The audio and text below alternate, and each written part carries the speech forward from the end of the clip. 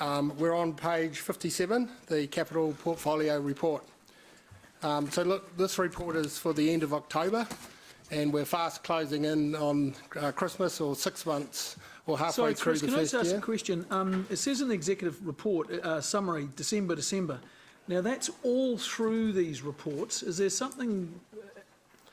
December pops up everywhere in all three of these reports. Yeah. Is that an error, or is that... No, it's just so that when we're having the conversation and referring to the three reports, because they interlock, if you like, it's just that we're calling this meeting being December. So these are not as at December, no, obviously. They're the December meeting reports. Okay, so that was doing my head in right for a long time. Yeah. Yep. So I'll cross about 16 of my questions off now. We made it consistent across the three reports. Consistently confusing, yeah. Yeah. Apologies for that, okay. Mr. Chair. So look, in terms of the report, I think we've got very positive traction in delivering our very large capital program.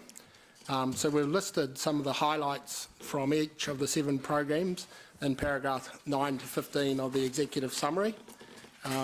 So those are intended to demonstrate that we are doing good things in each of those programs. Look, we've also identified 13 major physical work starts this financial year that were really important for us in terms of delivering the program. And to date, we've achieved 9 of those, and a further 3 are about to be awarded. So we've made very good progress on our production line and getting our contracts to the market. So look, this is a significant achievement, and it just shows that across the organisation we've got good systems for project delivery, I believe. As part of this report, we are signalling early some likely deferrals of funding that will be required, and they total $26 million. So this year we're taking a slightly different approach to how we describe those deferrals. So paragraph 24 identifies what we call rephasing deferrals, totaling $18 million. So when I use the term rephasing deferrals, I'm trying to portray the view that the projects have started and that they will finish on time. It's just that we've phased the funding between the years to suit the contractor's program. So although they're a deferral, the projects are underway and they're in good shape and they'll finish on time. As opposed to paragraph 25, we've identified delay deferrals totaling $8 million. So these are for the projects where there's various things happening, where we've got uncertainty, whether it's we can't buy land or we can't integrate with the developer or whatever. But we know that now, and so we're signalling them early. For the report and summing up, I think for this month I'd like to focus on a really important aspect of developing our 10-year plan for council, and that was the starting point, was looking after our existing assets, particularly as this report seeks approval for 2 new projects that falls into that category of looking after our assets. So I'd like to refer you to the Renewals and Compliance Program on page 79. So it's one of the fold-out A3 sheets.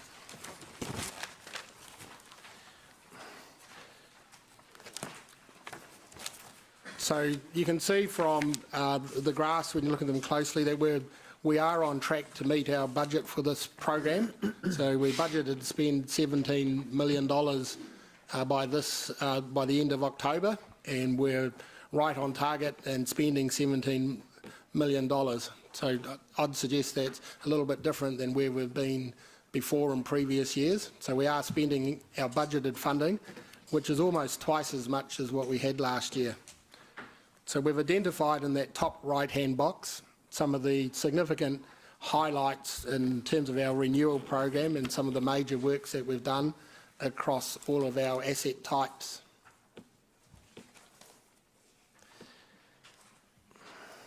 So on the reverse side of that sheet, over the page, on page 80, responding to some questions from the previous Finance Committee meeting, I think councillors wanted assurance that we were spending our renewal funding, looking after our assets equitably across all of the groups.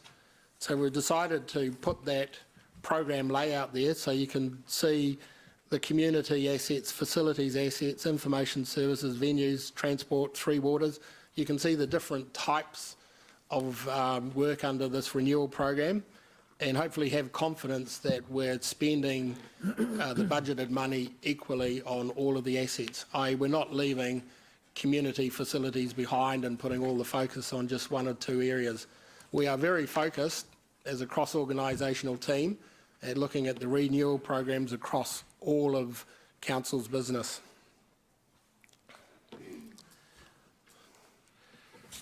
So just back to the report. I think at the last meeting, well, I don't think, I know at the last meeting, Councillor O'Leary raised some questions about risk and quite rightly asked us to put a bit more focus on risk in this report. So just looking for the page on there, 63. The risk page. So in page 63, we've taken the approach of saying that we have a lot of risk management at a project and program level, where we look in detail at risk, but this report, we're just lifting up the portfolio risk or the big things that we see happening, which I think was the request from Councillor O'Leary. So it's a work in progress, and I hope we'll get better, where we're starting to look at the market and the market's capacity to deliver, escalation and what is happening in escalation. Land escalation is a big issue for us, so we hope to have some more intelligence back for you in future reports on that. So in this risk section, we are, it's a risk and opportunity, so we're indicating that we have got a substantial increase in revenue coming in terms of revenue subsidy for footpaths from NZTA. So the background for that was at the time of adopting our 10-year plan, the NZTA policy was zero subsidy for footpaths, and by the time, just after our plan was approved, they changed that policy to 51%. So it's a lot of additional revenue that we hadn't expected in our 10-year plan, and you'll see that flow through in the financial strategy when David presents that report and the impact of that. I do have to counter that with a potential offset. So I do have an emerging issue within that transport renewals, which is Arthur Porter Drive pavement. So most of you will have seen and heard some commentary on that. So we have a pavement which is failing prematurely, and it will require us to intervene and do some work on that. I'm not Excuse quite... me, Chris, when you say pavement, you mean a road, you don't mean footpaths, don't you? Yeah, sorry, our terminology is the carriageway is pavement. I think it's an Americanism that the footpaths are pavement. So when I say pavement, I mean the road. The road, okay. Yep, so the road is failing early. It's quite a complex issue with some liability issues. So we're bringing you back a full report in February on that issue. So we're just signalling here in emerging issues that it is a big issue for us to deal with. We're looking at some responsibility issues. We'll come back in February and talk to you about that. So councillors, I propose, there's two big items to do in terms of new projects. I propose to just sort of pause there and ask if there's any questions on the capital report before we move into a discussion on each of those two items, which are the Te Awa Cycleway and then the Seddon Park lights. Thanks, Chris. Ryan. Thanks, Chair. Chris, just on page 64, you mention or refer to some of the issues with NZTA and the business plans, and they've been proactive in having some of those discussions. So what sort of steps are being taken to resolve it? Yeah, so we've found it quite difficult over the last 12 months to go fast in terms of the NZTA process of developing business cases before you get funding, and that certainly played out in our passenger rail case. I'm happy to report that the situation is improving quite rapidly. In fact, I'm part of a national team this Friday in Auckland where they've asked some stakeholders to come and work with them about how they can make that happen a lot quicker and more efficiently for everybody. So it is improving, but it has been quite an issue for us to come to terms with, and the resource required to follow their business case approach for, and sometimes what we think are quite easy answers. The classic example for us is the Thomas Gordonton intersection. So it took a long time to get business case approval from NZTA. In fact, we only got it after we'd started the work. But once again, they've recognised that, and they've put a new process in place, which will be a standard intervention, they call it, which will be a lot less complex than doing a business case. So look, it's moving in the right direction, and we've collectively got significant input to NZTA and how we can improve it for ourselves. Great, thank you. Thanks, Ryan. James? Thanks, Chair. Chris, on page 61 with the Transport Improvement Gordonton Road corridor, you said it's being deferred because of difficulties in securing required land from third parties. What is it land and where? Yep, so we have the corridor is the project to look at the whole corridor. So within that corridor, we got the Gordon to Thomas Road project, which is progressing. We do have some delays in that project because of service relocations, but the project's progressing. Within that corridor, we're looking at another intersection, which is the Puki-Taha intersection. So the work we've done, it indicates we probably need to buy some land to make an improvement on that intersection. All this is saying is we had scheduled or programmed to buy that land this financial year. We think it'll be probably next year. So the corridor works are going okay. It's just about the timing of when we will be in a position to know what we want to build and buy the land to allow us to build that. I think there was talk and funding for the NZTA have come to the party about funding for that roundabout there. Is that correct? For which roundabout you're talking about? The Puki-Taha Gordonton. Yeah, we like every project, we will be seeking subsidy, and not only the normal subsidy, but what they call enhanced subsidy. So we were successful in getting that for the Thomas Road, Gordon Road intersection, and we'll be seeking it for the whole corridor. The way the process works is that you need to apply for it at the time we know what we're going to build. So we will be seeking that. Okay, and congratulations on getting the 800,000 from NZTA for Thomas Gordonton, which is additional. Does that mean that 800,000 we had budgeted for that intersection can be either utilised somewhere else or used for additional safety measures at that intersection? Yep. So what NZTA, they've got a new policy this year called Enhanced FAR. So for certain projects that meet certain criteria, we're able to get a 75.5% subsidy instead of a 51% subsidy. There are criteria around winning that subsidy. One is that the project has to be completed within the next 3 years, so it's an offer for the next 3 years. The other important criteria is what it does for us as council is it frees up local share that we had allocated to that project, so it frees up 25% local share. We have to reinvest that funding back into transport. So at the moment, it's not very specific of what part of transport you have to reinvest it back into. It could be safety. We think it could be operational. We think it could be level of service. So we are in the process. The transport team is very close to bring to the Access Hamilton Task Force a list of all of the projects where we're going to apply for enhanced FAR and start a conversation about how we would reinvest that extra funding. You'll see in the report today, we've had one approval for Thomas Gordonton, about the 800 approximate, And our proposal in the TR with Cycle Lane project is to reinvest it into that project. So we have to reinvest it in transport. It seems to us to be an appropriate project that's happening now, which could do with that reinvestment. All right, and just finally, thanks, Chris.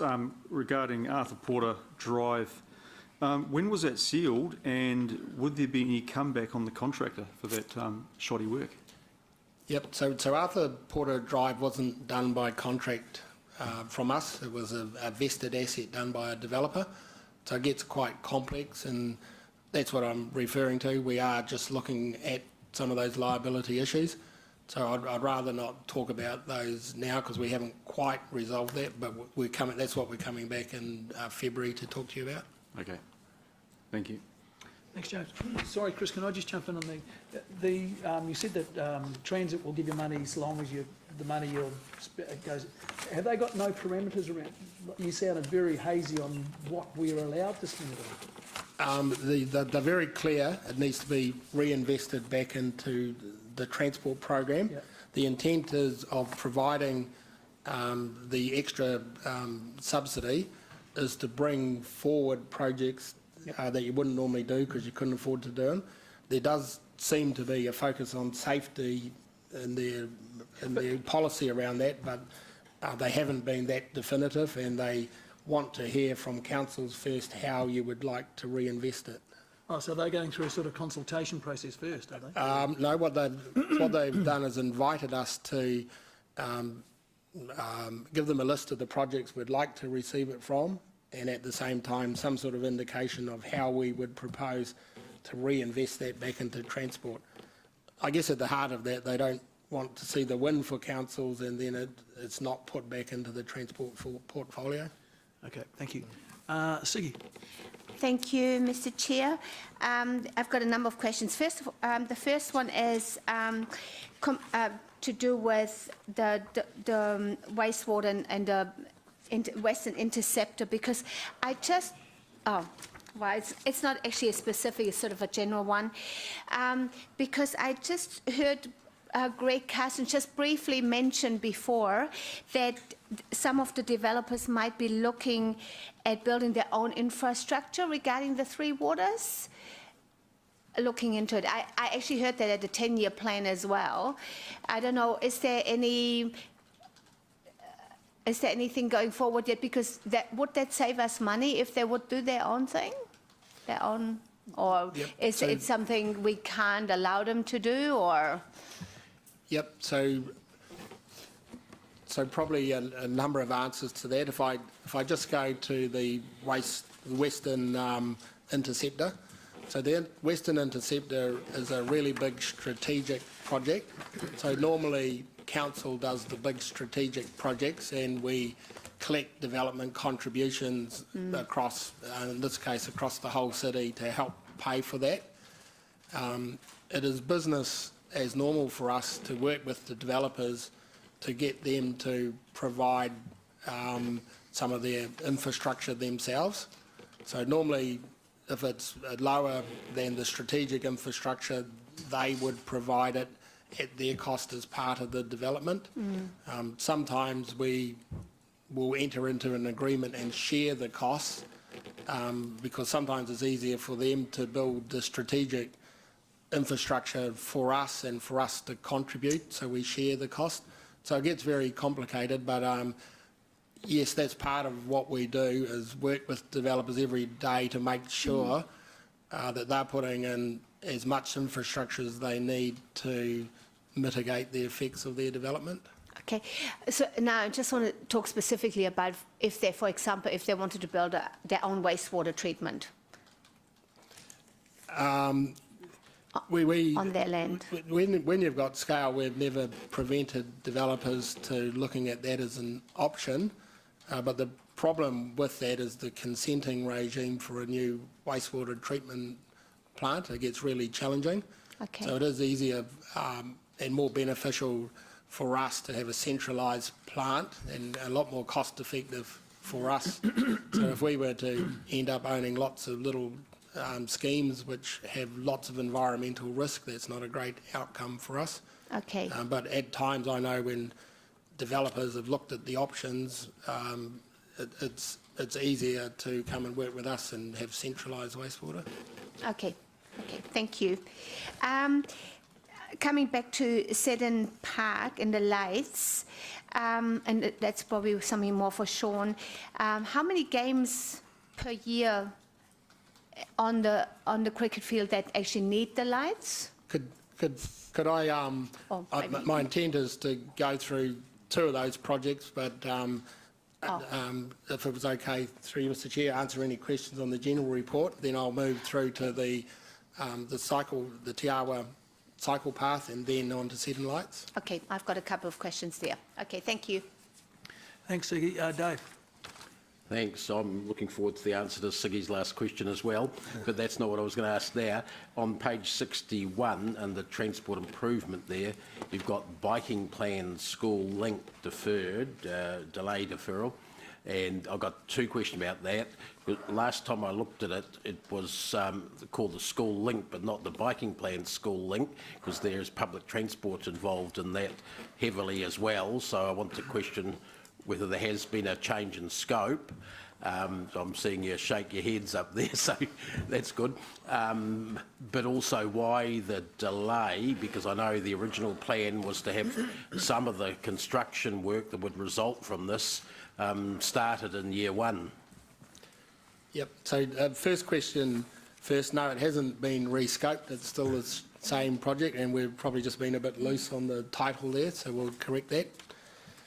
Second one on the delay, I'd like to give council assurance that the team is working furiously on that and going through the process of working that. All we're signalling is we don't think when we're sitting here on the eve of Christmas that we will spend all of the money in that program. I think in that project there's something like close to 2.2 million, so we will spend the money getting the project ready, but we just don't think that we will get a substantive start to the construction this financial year. Now, if we do, that'll be great. We haven't taken our foot off the accelerator, which is what I've been told by the team, and in fact, they're quite happy with the progress that's been made. Part of that is working through this business case process with NZTA, and I intend in Auckland on Friday to use it as a project and maybe a pilot project to just see how efficient we can be to get the approval through on this one. But if we, through the next month or 2, we find components of that we can construct, that would be great and we will do it. But just at this point in time, I just can't see that we will spend all of that money this financial year. So just on your comment before, and also relate to Gordonton-Thomas intersection as well, the business case, I hesitate to call it a better business case, but the business case system that the NZTA's got here, that's contributed to delays, I'm not saying the sole cause, contributed to delays in this project and the Thomas Gordonton one. Would that be correct? Probably not on the Thomas Gordonton one, because this council made the decision to go anyway. So we made the decision to go. We'd get a... In the hope that we'd get a subsidy, and that's turned out to be the case. Okay. So this one here, we have agreement with NZTA to keep developing the project, which is the critical path at the moment. So the sort of delays we're talking about for this sort of size project, because actually both of them were similar size, if we don't do anything until we get final approval from NZTA, are they causing months delays, years, weeks? What's the sort of slippage that's happening as a result of their better business case? Look, it's certainly not years, and it might be months, but I just repeat, I think this project's on a really good track. We're getting really good engagement with the NZTA. I was now asking generally, Chris, are all of them going to be on a good track, or are we going to have problems in other areas with the better business case? Yeah. Look, they're making significant changes. So once again, I'm part of a team on safety looking at this, and they now developed a thing called standard interventions. Now, what that would mean for us is if we had another Thomas Gordonton that ticked the boxes in terms of high crash risk, roundabout signals, it'll be a discussion on the solution and approval to proceed rather than doing a business case. So that's a significant step forward, and a lot of credit to NZTA to have heard our concerns and put that process in place. So they took that to their board in November, I understand, and have streamlined that process. Robert Brodniks is running the process in Auckland, which is about refreshing their business case with the sole intent of making them more efficient. So they are clearly listening to the likes of us and others about how to be more efficient in doing that.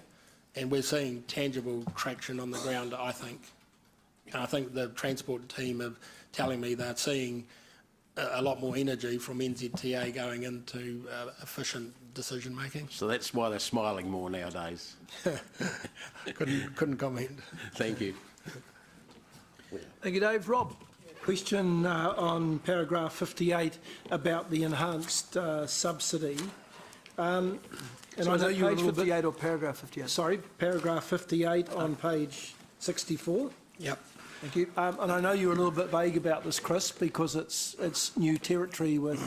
But am I right in assuming that when we apply for the enhanced subsidy, we need to also indicate how we're going to use the difference between the 75 and the 51% that we would have otherwise got? Are we putting Yes. forward a proposal for that and the other project? That's- I'm a little bit hazy because I don't think NZTA are really specific on how that happens, but I don't see it being a one-for-one where you've got to get approval for one project and say how you're going to spend it. I think it'll be approval for a number of projects which will release this funding and some general commentary of how we're going to spend that money. That will be our submission once it's been through the Access Hamilton Task Force, but I'll just have to see how that lands and plays out with NZTA. So arithmetically, does it still mean we have to spend $1 to get the 51 cents back? If it's the rest of that portion of the subsidy that we're now having to spend on the other transport subject, on the other transport project? Or is that, Yes. is it too early to get a definite answer It's on that? probably more likely to be that we have to reinvest it back, so it's a neutral outcome, if that was your question. So all those projects you would expect are in our 10-year plan. So the additional transport projects that NZTA are requiring us to invest that extra subsidy in are all projects currently in our 10-year plan? Or Well, I think we're about to talk about one which is new, which is not in our 10-year plan. okay, So we think there's a good chance that they'll let us they reinvest it may swing that into there Tiara. too. Yeah. But the general notion is new projects all bring projects forward. So for us, we have a 10-year program of intersection improvements. Yep. So any one of those would be a candidate to bring forward. What we are unclear on is, does it have to be projects and could it be operational spend as well? So we're just trying to work through that to give the full advice to the task force about how best to deploy that funding. Yeah, okay. And the other question is around paragraph 7, which is on page 58, and that's about the $7.2 million saving on the Western Wastewater Project.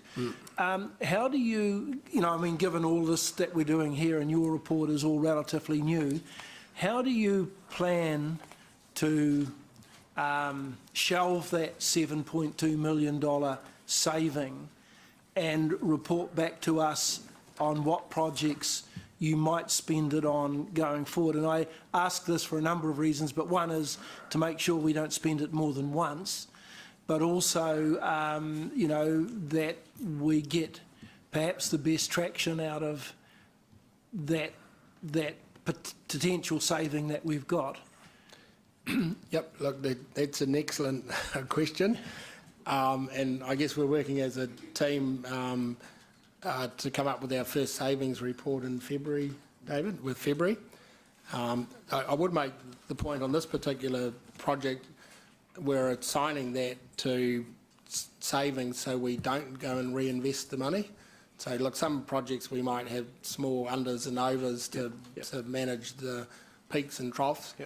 But we've decided that sometimes projects just need to be locked away and not to be available for starting new stuff. So this is the first one that's come up. It was quite substantive. It was a really good procurement process that got the value for money. So we've put it, and working with David, to put it into a category where it goes, it's not for reinvestment in other projects unless council makes a decision to do that. Yep, okay, thank you. And I've got some questions on the other two items, which I'll hold over. Thank you. Can I just follow up on what Rob was asking in that question there? Sorry, Mark. Doesn't that get captured in the forecast? So that, in effect, the way you lock it away is it gets captured in the forecast, then obviously everyone says, oh, great, the forecast is great, let's spend it. But that we have to make an overt decision then to not to use that. That column that's called forecast is made up a whole lot of things. One of them will be the $7.2 million from here. So you're right, and from an OPEX perspective, it'll be captured in the forecast. From a capital savings perspective, it'll be captured in the capital plan, work plan. Where we need to get to, so it will be captured in the numbers, but then the specific report that Paul Menz will bring to the table in February will be identifying of those forecast changes what are true savings in perpetuity as opposed to unders and overs. So we're just working through a definition of that so that we make sure that in Paul's report there's clear savings that have been found through transformational activities or doing things differently that are going to generate long-term savings as opposed to ones that are a one-year saving. We've got to be a bit careful. You said unders and overs. The difference between unders and overs and this is not a matter of category, it's a matter of quantum. The unders and overs, you call unders and overs because it's typically small things up and down. Yep. This is, which are savings or overspends, and this is a saving. It just happens to be a blimmin' big saving. So the difference between this and unders and overs is nothing to do with the nature of the beast. It's just that happens to be big, whereas the unders and overs are small. The distinction between unders and overs and a saving in perpetuity, if you like, is if it's only going to happen this year and not repeat next year, as opposed to something that we've taken action on today, which has created savings that will not, that will be long-term savings for the future. That is not repeat. So, e.g., if we have a contractor expense category where we underspend this year, but we have contractor budget next year, that budget will be an expense that we would spend, given that we have valid reasons to do so. So that would be just a saving in 1 year. Whereas if you did something different in council in the way we provide our services to the community, in other words, we changed how we go about it, and that created a more cost-effective way of delivering that service, then you would say that delivering that service would stay that way and create savings in the long term. Or so just create, over the 10-year plan. Create savings every year. Yes, every year. Some savings are only one-off, some savings are every year. Yep. Okay. All right, thanks, Rob. Mark. Chris, just want to get back to the deferrals, the delay deferrals versus the rephasing deferrals. With regards to the Gordonton Road corridor, can you just give me a wee bit more information, please, on the specifics of, so we're having trouble securing land, from what I can gather. How much land do we need to secure? Is that for the roundabouty parts, or what is that? Can I just look over to Chris Barton? Perhaps, Chris, you could save me here?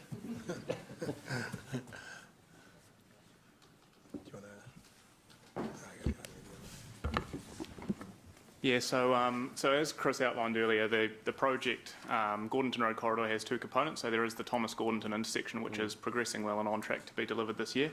The second phase is the Gordonton Road Corridor. So we are progressing through the business case development, understanding what the preferred option is for the rest of that corridor. and particularly it's at the identified at the Pukitaha intersection there, where still working through the process of developing those land requirement plans and understanding exactly what type of intersection is going to be required there in the long term, particularly as it traffic lights or signals. So there's still the confirmation of those land requirement plans is required before we can get into that proper land procurement discussion. So it's a risk item at the moment around whether or not we're going to be able to progress that land procurement. Right, so in very real terms, are we talking about the corners of people's yards, basically? What's that, sorry? Are we talking about the corners of people's yards here that we might have to buy off them for a roundabout?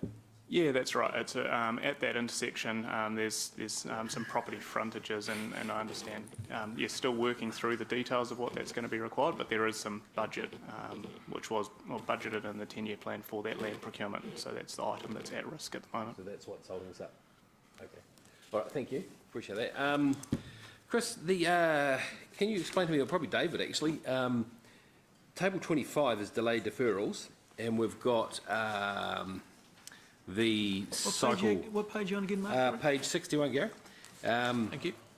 The biking plan link is we're deferring 1.8 mil, and yet in table 29 we're only attributing 0.9 or 900,000.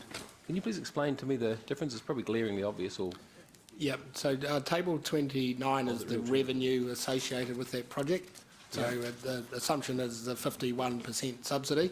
Oh, I So see. if we're not spending 1.8, we're not getting 0.9 million of revenue until the following year as well. Okay. So with our new financial strategy, we've got to keep a real eye on what's happening to revenue. Yep. Okay. All right. No, that's cool. Thanks, Gary. Thanks, Mark. Bella? Kia ora, Chris. Just a question on clarification in attachment 1, page 73, work in progress. Can you just clarify to me what outstanding is? And I notice there's a portion in FY 2017. Yes. So, our policy requirements are to complete capitalisation within 90 days of the asset being brought into use. I'm looking at Paul to correct me if I'm wrong. So if we're outside the 90 days, it shows up as outstanding WIP.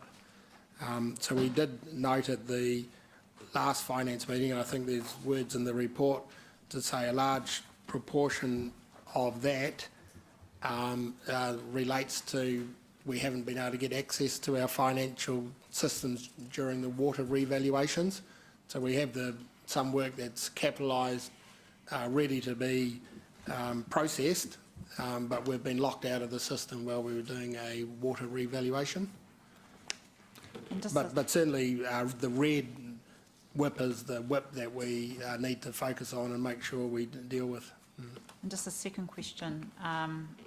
In terms of the 98.8 that's classified as current, do you have a feel for what's optimal in terms of the work in progress that you would prefer to carry, or is that just depending on what projects you've got on the go?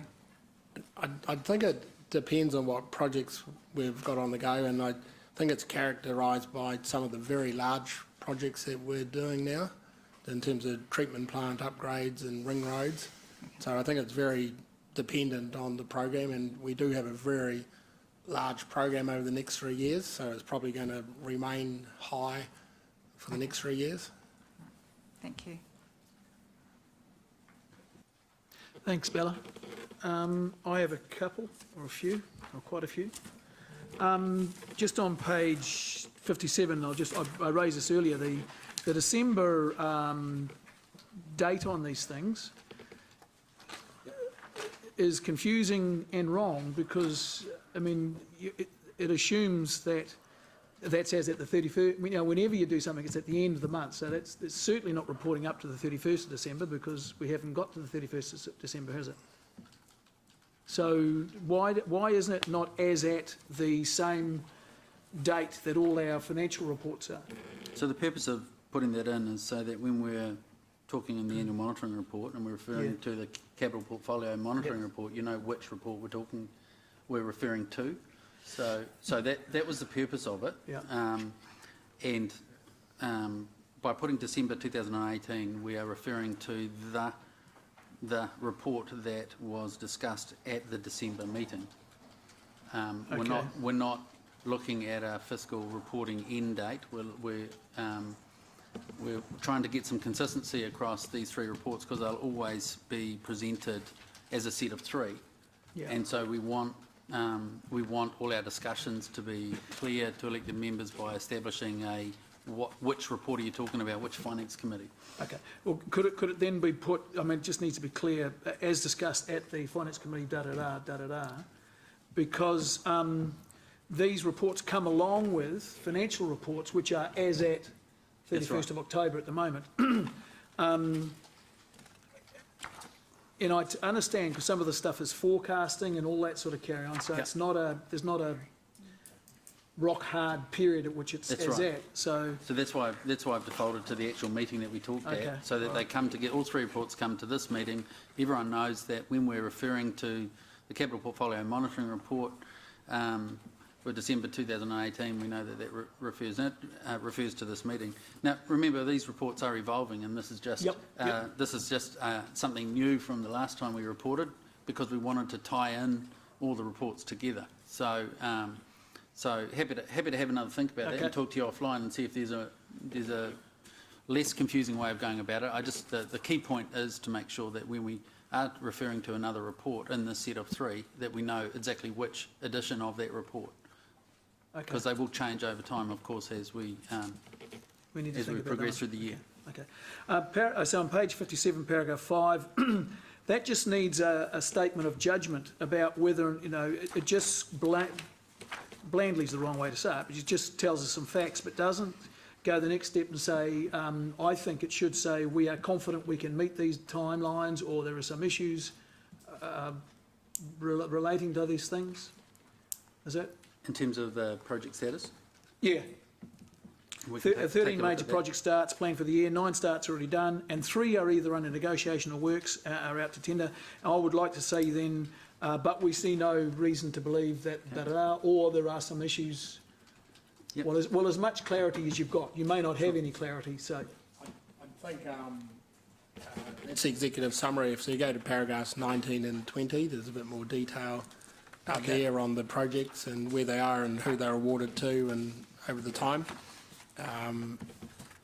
So I guess Ruakura Reservoir, we're just trying to give you the confidence that that project is on track. We're out to tender prior to Christmas, which is good. So, yep, I take your point and we can do a little bit more. Thank you. Yep. Just page 58, paragraph 7, and this is the what we've just been talking about, $7.2 million. There have been, and it talks about innovative scoping and procurement. That's a meaty saving. There's no loss of level of service or capacity, or there's no trade-off being made? No. So we brought that contract report to you last time. So we went out to tender. We had a very clear scope, but we invited innovation in the tenders. We got 4 tenders, so we had a very healthy market.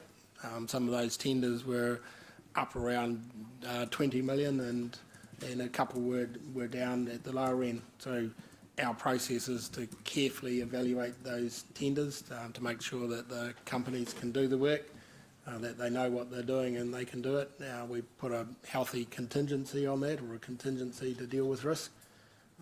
So we're really confident with that particular contractor. Because that sort of contradicts with what we've been told for quite some time, and is still in this report, talks about how tight the contracting market is and that sort of stuff. So So what a focus for us as a capital team is understanding the contracting market, and we have a lot of supplier engagement, so we can make some decisions about when we go to the market.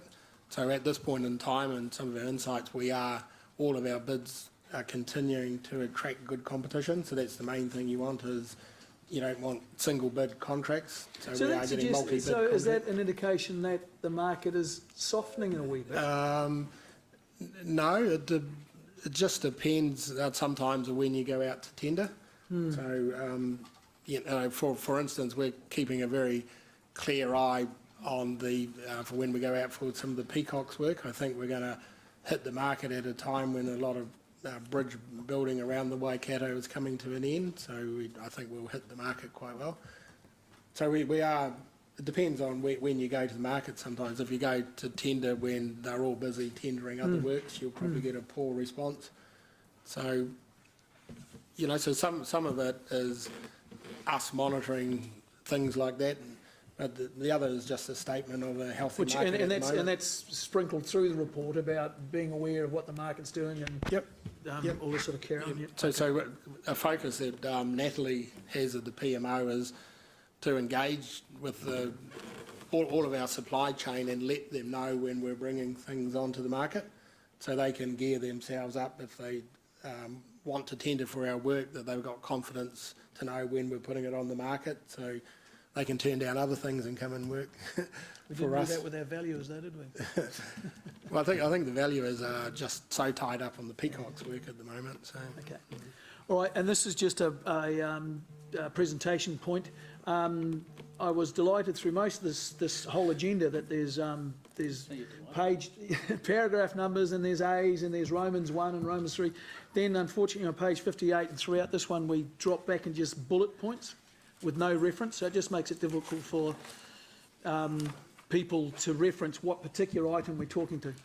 So I don't know who writes them. Can someone make sure that those things all go on? Okay. okay. Now, paragraph 58, the page 58, beg your pardon, paragraph 10, No, it's really there's a comment, it's the second bullet point. I couldn't tell you which one it is, but it's the second bullet. Second one. Yeah. The last one.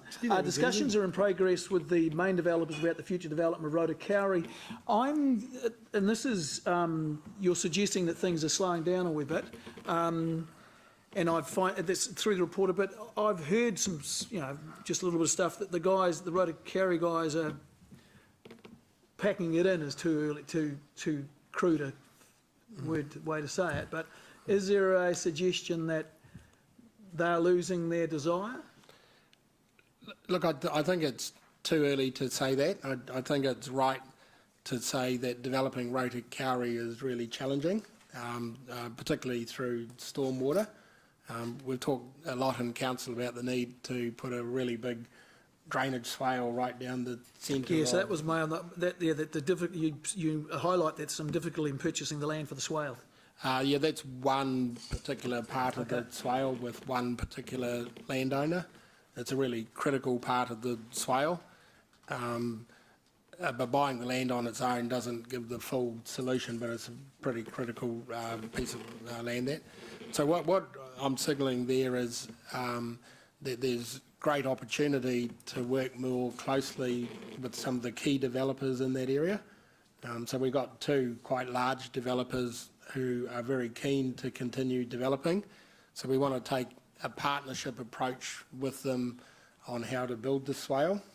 So myself and Jen and our respective teams have got some workshops with them prior to Christmas with both developers to try and develop a partnership way to move forward to build the swale. So it's certainly challenging, but it's not impossible. So our development contributions policy is predicated basically on growth, place of growth, and that led to very high development contributions for sections out there. Is this just a natural slowing down that this has hit these guys, and I'm not making a judgment on him or criticising him, but this has hit these guys in the face and they are, whoa, just hold back. It's not that? I think it's the scale and significance of the drainage swale that makes it really challenging. Which is what's one of the things that's clearly driving the big lift in DCs. Yep. And so we've part funded the swale in our 10-year plan, which drives the DCs, but we are reliant on developers part funded it how? So all of the costs for the swale are not in there because our normal approach is to work with developers and work in a partnership to build some of these things. So those are the discussions that are happening at the moment and how we could work together. I don't quite know what that means. Are you saying that we've got a swale, some money put away for a swale in there, which the ratepayer is going to pay for, and the rest is going to be funded by DCs? Or are you saying there's a bit that's in there that is going to be funded by DCs, but it's not the full amount, not the full cost of the swale? No, it's not the full amount, and like that's not normal, so that's not uncommon. abnormal. For instance, to deal with the stormwater, you need lots of quality treatment as well. So we don't have the quality treatment in there in wetlands. So we've got to build and dig a big swale, but you need a lot of wetlands to go with it, and they go hand in hand. So it's always a partnership in how we do these things to develop an area. So we do have 2 developers that are keen to work with us in partnership. So look, we've got 2 workshops prior to Christmas, which will probably help us see a better way forward. Okay. Page 58, paragraph 12. What's the nature of the Fairfield and Galloway Sports Park renewals? So Paul, They're the 2 bottom, not bullet points, you'd call them slashes. Oh, so just what in do you call the those things? just They're in the like renewal tithes, are they? dashes. So in the renewal and compliance program, there's Fairfield Park and Galloway Park. Right? Essentially, it's renewing the subsoil drainage for Oh, those it's fields. literally the ground. It's not playgrounds or. Okay, No, all right. it's for the fields. Okay, thank you. Just paragraph 50, page 58, paragraph 14, the Ferrybank jetty. What discussion has been had with the rowing people and Wakarama people and stuff, people like that, groups like that? Quite a lot. And what's the response been? What's feedback are you getting? Some of them have outlined that historically they've used that side of the river for their rowing, but Natasha's been talking with them about the extent of how far out the jetty goes and whether they can accommodate that, which I think they're well aware of what they can and can't do. My understanding is that some of the Who's they? So the different user groups, like you said before, that some of them thought it was going to be... I thought they might be the jetty developers, who was us. No. They were asking the question about how far out, how prominent was it going to be out into the water. So we've let them know that. It'll be fair to say that it's probably not optimum for them, but they are aware of the need for a jetty there. They don't disagree with the jetty. It's just about how prominent it is and that sort of thing. So we've taken that into account in the design as much as possible. Okay. Will that feedback come to us? Can do if councillors are interested. It has been mentioned before at a couple of committee meetings. Okay. All right, thank you. So how will we get to a resolution?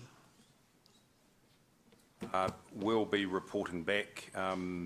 I can do that through a GM's report. There's also a report coming to the CS&E committee next week around where we're heading with the river plan, and there's a suggestion that there's a task force set up around that, so which will be more into some of the decision making around priorities going forward.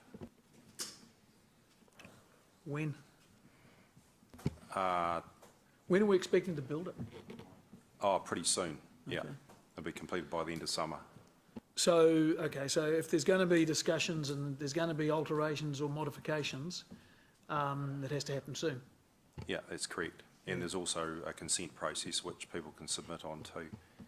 Okay, so would the rowing clubs and the Wakarama, and I don't know who else uses it, I know there's a hell of a lot of kids down there all summer with rowing and Wakarama and stuff. Would they be affected parties who can submit to the Yeah, absolutely. consent? Yeah, yeah. They know that? Yes. Yeah, Okay. Natasha's been liaising with them extensively. Okay, thank you.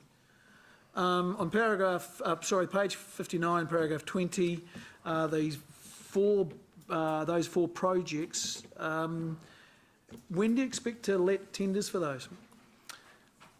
They're all out to tender currently. Sorry, when do you expect to get, when would we advance? these things. So the first two are items for your public excluded section of Growth and Infrastructure Committee meeting next time round. Okay. To award those contracts. It's seeking a delegation to the Chief Executive because of the timing of council So reports. it says currently up to tender. Are you saying we have tenders back, or we will have tenders back by then? We won't have tenders back by the Growth and Infrastructure Committee meetings, but they'll be back prior to Christmas. We'll evaluate them sort of first, maybe prior to Christmas, first week back from Christmas, and want to award them in mid-January. So we want Will to that need to come to a committee to? No, because we're asking for delegation to the Chief Executive to award up to a price so we can make the best use of the summer season. What about the other two?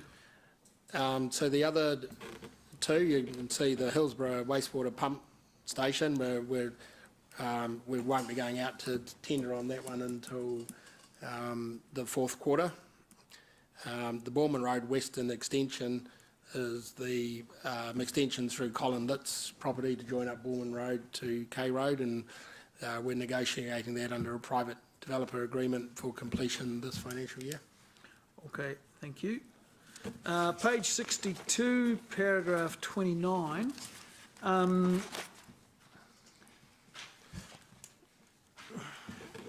It's first, so there's a box there with transport improvements, biking plan. Says this is related to the biking plan school link deferral. Then it says the next one, Gordonton corridor. This is related to the Gordonton corridor deferral. These don't tell you anything. Yep.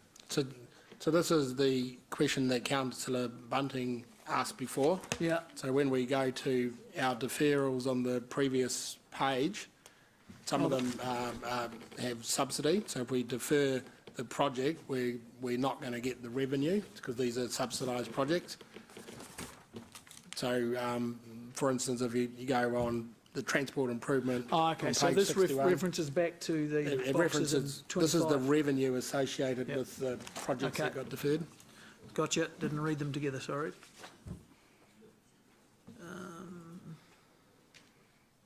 Okay, page 63, paragraph 38.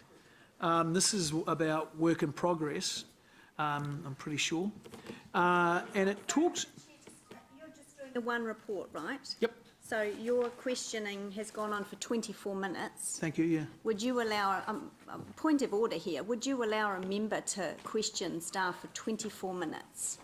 Yeah, if there was some value You in the would? questioning, yeah, absolutely. All right, yeah. well, it hasn't Fill happened your in the boots. past. Well, we're going to do our job, we're not going to do our job, I guess is the question. Yeah, thank you. So we talk about a more consistent pattern for capitalisation, and this is something that's been going on for years, the work in progress thing not getting done. Does that simply mean that we're going to say to someone, you've got to do capitalise, we're going to set a program to get our capitalisation done? So the intent of that clause, and you can look at it in conjunction with page 73, which Mangai Bella was referring to. Page 73. And the graphs in the bottom right hand.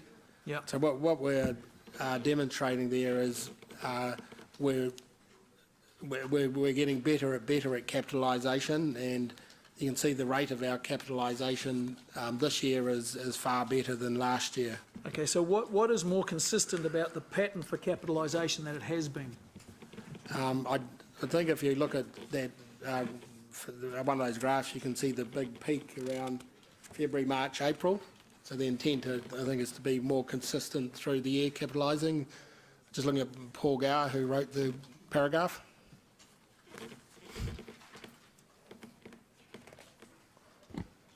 Yeah, so the graph's showing that the rate of capitalisation this financial year is higher than it was previously. So we're trying to flatten it out across the year, so it's not so there isn't the. So you've got someone working on this stuff. I mean, we've actually now responded to the numerous audit reports that have said your capitalisation process is too slow and la la la. So is this us responding to that, and we've got a process in place now whereby staff or someone will go around and check these things and make these things get done. Yep, we do that. Yep, we are doing that. Yes. And so that'll continue on. That's not something we'll lose. It's not something we'll stop next year. Because I know that sounds all a bit facetious, but for a long, long time, we've been trying to get work in progress capitalised in time, and we haven't done it. And it's not, I can understand there are some hooks, but that's what, we have staff paid to do. And it hasn't been done properly in the past, in a timely way.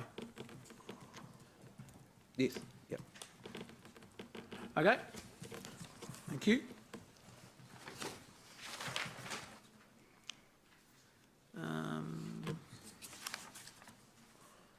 Page 63, paragraph 40. Got ahead of myself. Robust, now this is talking about risk. It says robust risk management is a key part of the management of our projects, programs. The project and program risks are identified and managed by program steering groups, and the discussions are not replicated here. So are you just telling us that there's stuff going on that we don't see? What I'm trying to do is give you confidence at a very detailed level we have good risk management. I'd have to double this report if I put all of our risk programs in there. What I think was appropriate for this committee for us to lift out the portfolio risk and highlight to you the governance risks of delivering the program. If we're down at projects, we're right down to a level of detail. If it was important, we'd elevate it and it would feature in this report. Okay. So, and in the Audit Risk Committee, we talk about financial risk, we talk about health and safety risk, all those sort of things. So that's you in your bit doing that, is it? Yes. Okay. So how do we kind of get visibility on that? I mean, not that, like you say, there's pages and pages of stuff. I'm hoping that you would trust us to identify the portfolio risks and bring those to the table. Okay.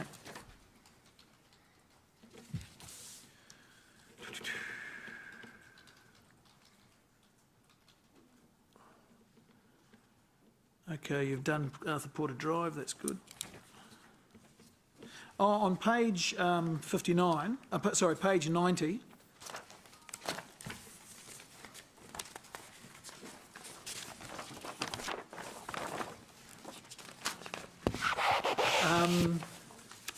there's something about balustrade installation. I thought we'd sorted that out. So page 90 is moving into the business case for it. Okay. I'm just taking them. Oh, it is there too, yeah, it is. All right. Thank you. Are there any... Rob? Another question, but I have now, and I can assure you, Chair, I've only got one question, and that is just getting some clarification around the work in progress. As I understand it, there's two parts. One is work in progress that is in arrears, and there's work in progress that's happening, which means we can't capitalise because the work in progress, or the job, if you like, is still underway. So can I just have clarification that we're not slipping into the work in progress in arrears? Because if we're not, then quite clearly if we have got a fairly massive capital program, it's likely that our work in progress will go up anyway. So yep, that's correct. So what we've tried to do, this is quite awkward, isn't it? There's plenty of spare mics over here if you want. Oh, here we go. So what we've tried to do with the, now I've pulled it out, with the A3 sheet, page number 78, I think someone said. 73. A3 sheet, and we're talking about, we're reporting the work in progress by its status. So that is effectively what is, the green is the okay work in progress, and the orange is turning into red, which is not okay work in progress. So we will be reporting to this this meeting using that reporting framework so that we can see proportionately as our capital program increases and our work in progress balance will increase, what's actually happening with the status of that. So your job really is to monitor that the orange doesn't turn to red, and whatever's in red is under urgent advice to be properly capitalised and therefore removed from work in progress. Yeah, absolutely. Yep. Okay. And And are you keeping ahead of it? Yes. Good. Yep. Okay. I'll take your assurance. We're that improving. that is happening. Through the Chair, Absolutely. if I can just add to that, it's really important that we understand that work in progress is a bunch of complex and simple projects, and that will depend and sometimes impede us to close work in progress quickly. So this is not, work in progress being old or new is not a function of staff either working hard or not hard. It's a function of getting across all the projects, getting across what needs to be captured for us to appropriately categorise an asset that is not only in our books as an asset, but we have the whole maintenance program associated with that asset in place. And sometimes it takes longer. Thank you. Okay. Are we going to address these, So, the business plans? Paddy's going to now do the second part of the report where he talks to those two. Okay, all right. Right, councillors, if I can move to the two project approval requests we've got. Just to point out, the resolution for this report is to note that the decisions will be made on these two projects as part of the financial strategy report. The reason we've done that is so when you make your decision, so the conversations can happen in this report, but your decisions will happen in the strategy report because you then get to have a conversation about how it affects the financial strategy. So that's how we've chosen to do that. So look, the first project that we're asking for approval on, which is an unplanned and unfunded project, is the Te Awa Cycleway remediation on page 65 and 66. So the project relates to remediating the Claudelands Bridge to London Street section of the river path on the western side of the river, and it's been closed since April 2017. We've taken a business case approach to this, and the business case is attached for your information to demonstrate that we've looked at lots of options and value engineered to find the best option. So the proposal that we're recommending to you is option 5, which allows for the reopening of the cycleway through providing an engineered timber pole retaining wall and soil nails, which will also protect the par site above the wall and the historic kiln site. The cost of that project is $1.75 million and it's unfunded. We do have a funding plan that goes with that. We are confident that we can present this project to win financial subsidy from NZTA at 51%. We will certainly have a go at the 75% on this one as well. But if we assume 51%, that leaves a funding shortfall, and we've already had a discussion about the reinvestment opportunities for additional funding from other works. So our proposal is to reinvest the extra $800,000 we got from Thomas Gordonton into this to match the NZTA subsidy, which largely makes it a cost neutral decision for council in terms of the financial strategy. Chris, will you be making this predicated on getting the NZTA funding? Yes, we should probably do that in the resolution, subject to achieving the NZTA subsidy at minimum 51%. Yep, good point. Can you look at that resolution in your report? Yes, at the town, we'd be just, I'll look at it. I'll look at it while we're doing the annual report. Yeah. So happy to answer any questions on Te Awa before I move to Seddon Park.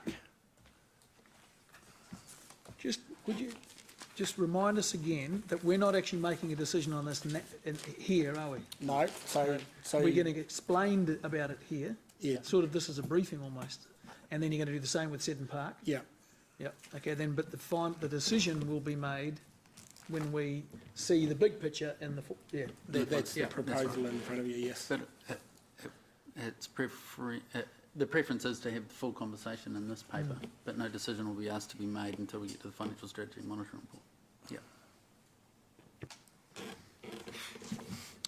So, Siggy? To Tawa cycleway at the moment. Yeah? Okay.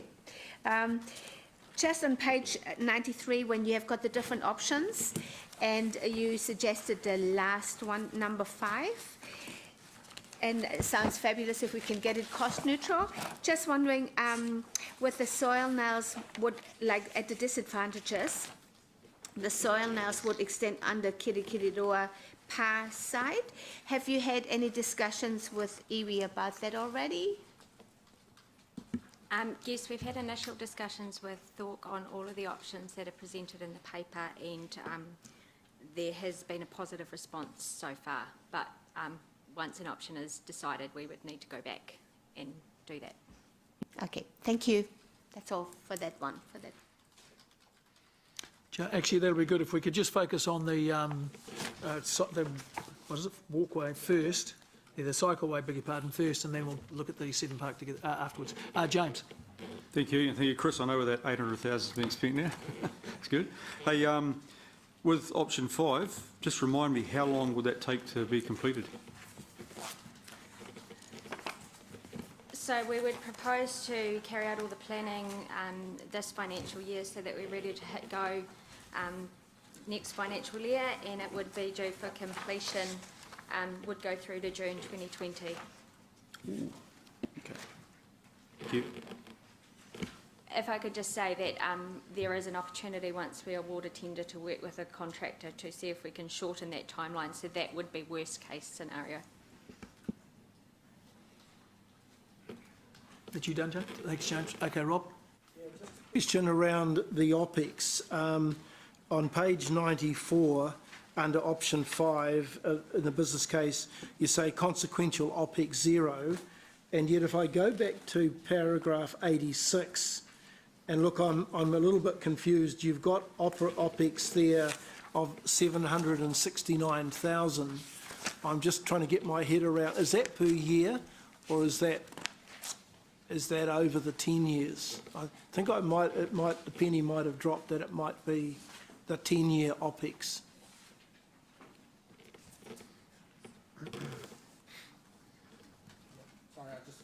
That's all right. You've got interest and depreciation that is... That's the 10-year total. Okay. So I'm just looking at the breakdown sheet I've got in front of me. So it's per month item, and that's the 10-year total. Okay, so why have we got OPEX as 0 on the business case, and then we've got presumably 76,000 a year as the OPEX if we divide that 10 years by 10? The business case apparently wasn't updated. Oh, Now wasn't we it? see- Okay, so it should have been in there. So what the business case was alluding to is that there's no additional OPEX associated with maintaining the path that we would put back, but you would add in the depreciation and interest. Okay. Do you think it's wise to have, and I don't know how the depreciation has been calculated, but it's presumably 28,000 a year. Is that a wise figure to have, given the susceptibility in the past to slips there, where there might, where perhaps the life of that sector of that asset might be significantly less than 28,000, whatever number of years that adds up to in terms of this $1.7 million cost? So we did address that as a risk in the business case. However, if you look at other areas where we have taken a similar approach, the longevity has been there, so that's why it has been worked out that way. Okay, so we're just juggling it a little bit in terms of whether the risk is real, or otherwise we're thinking it'll last its full economic life.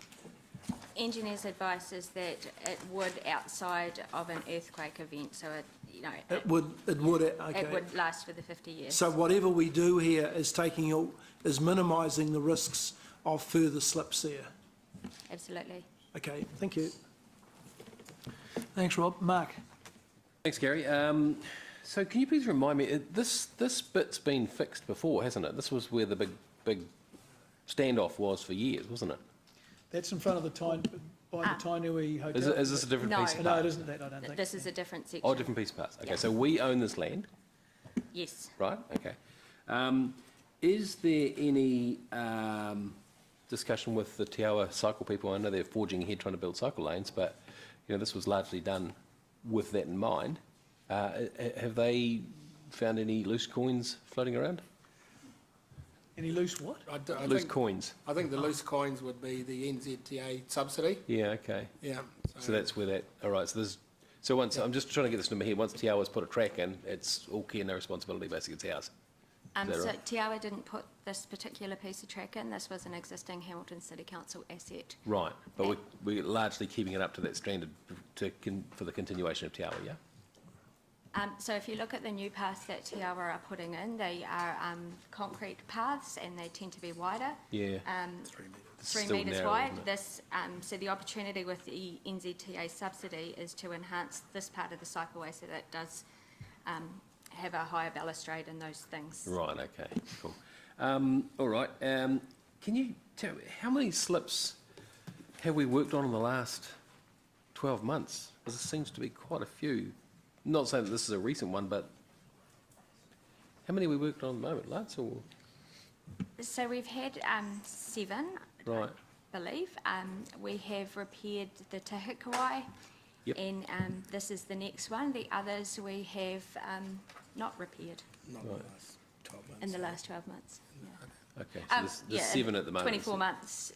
We have this is happened started in 2016, so it's not a new event. Okay. And I guess we have changed the name of it to a remediation to be a little bit clearer because there has been some land movement, but it's not a slip in the traditional sense where a whole lot has Yep. gone. Yeah, fair enough.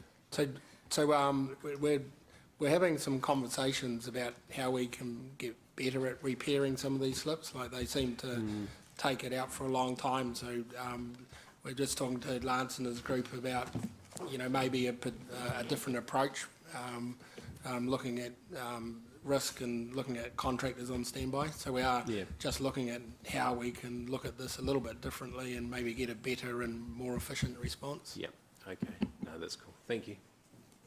Thanks, Mark. Martin? Your option 5, you know, your preferred option, obviously I understand we're not voting on that today, it's just the... Sorry? Be debated, you'll be asked to make a decision today, but in 2 reports' time. Okay, I just want to ask you questions around that. Do I do that later in 2 reports? No, I think if generally if you want to ask your questions now, it'd be good. Okay, well, it's just with regard to your option 5 remediation, to what degree does the transit subsidy cover around, you know, the heritage? Because obviously I'm looking at the good example, you know, I mean, obviously part of this process is to guarantee retention of a heritage site. So we would be involving Heritage New Zealand. We would have to apply for permission to work on this site through Heritage New Zealand, and there has been an archaeologist working on this particular site. And what does NZTA cover, or would they cover any contribution towards, you know, appropriate signage, visual, you know, I'm thinking of the Rangariri, I'm thinking of other examples where there's been a transport route, cycleway, roadway, etc. Martin, you might be a little bit hard to hear. Oh, sorry. Yeah, just, and if you had your hand in front of your All microphone right, too. no, I'm just talking about, and it is an aspect, I mean, obviously, when we reconvene the river plan group, some of this may be micro detail, but I'm actually interested in NZTA, what focus they have on where we're seeking a subsidy through an area which is a significant heritage site. look, we need to make the application to NZTA, but their focus would be on the cycleway and maintaining the cycleway. So first and foremost, this is about engineering structures to maintain the integrity of the cycleway. So I would be uncomfortable about pushing that any further for other costs not associated with the cycleway, but I think the substantive costs are to do with the cycleway. And there's also already significant interpretation signage on that site, the Kirikiri Park. Right. So when we finally tick off the project, I'd like to have an absolute sense of updated modern signage, but how we are enhancing that area. And I think, and this is, I don't intend this to be a scattergun, but there will be other sites that NZTA have dealt with which have actually gone adjacent to or through significant heritage areas.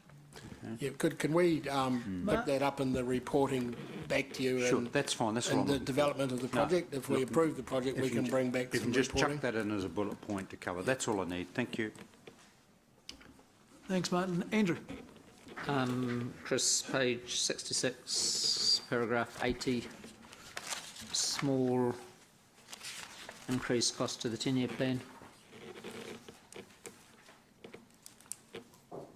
Yep, so that's in paragraph 84. When we apply the subsidy and we apply the enhanced subsidy from the other project, it's a shortfall of 74.5 thousand. That's modelled into the report, the financial strategy report. What I'm asking is, in paragraph 80, the small increase to the 10-year plan, is that implying that you're not going to pick this up with unders and overs? And I mean, if we start getting it's part of the forecast, and it will be picked up in unders and overs. I'm just looking to David. Well, the way it's entered into the strategy report, it is picking up unders and overs. So there won't be a small increase to the 10-year plan? There is. If you go to page 22, on its own, if you go to page 22 of the agenda, you'll see that it'll make an impact on our balance in the books of $19,000. But that is on its own. But then there are a number of things that we introduce into that financial strategy report that make that lead into your comment around unders and overs. Yes. So, Chris, you're confident with what's been budgeted in the 10-year plan, this won't be an overall increase? It'll be an increase in the isolated project, but when taken into account of all the other projects, it won't be an increase in the 10-year plan. Thank you, that's what I wanted to check.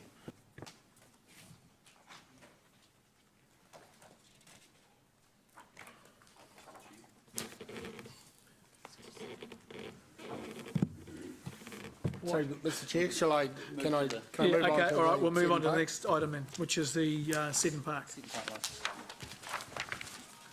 So, Councillor, Seddon Park lights, Chad's just coming up with me. We also have Emily Botcher in the audience, so Emily's had she's had to leave, so she's not here. Right. So, page 67 of report.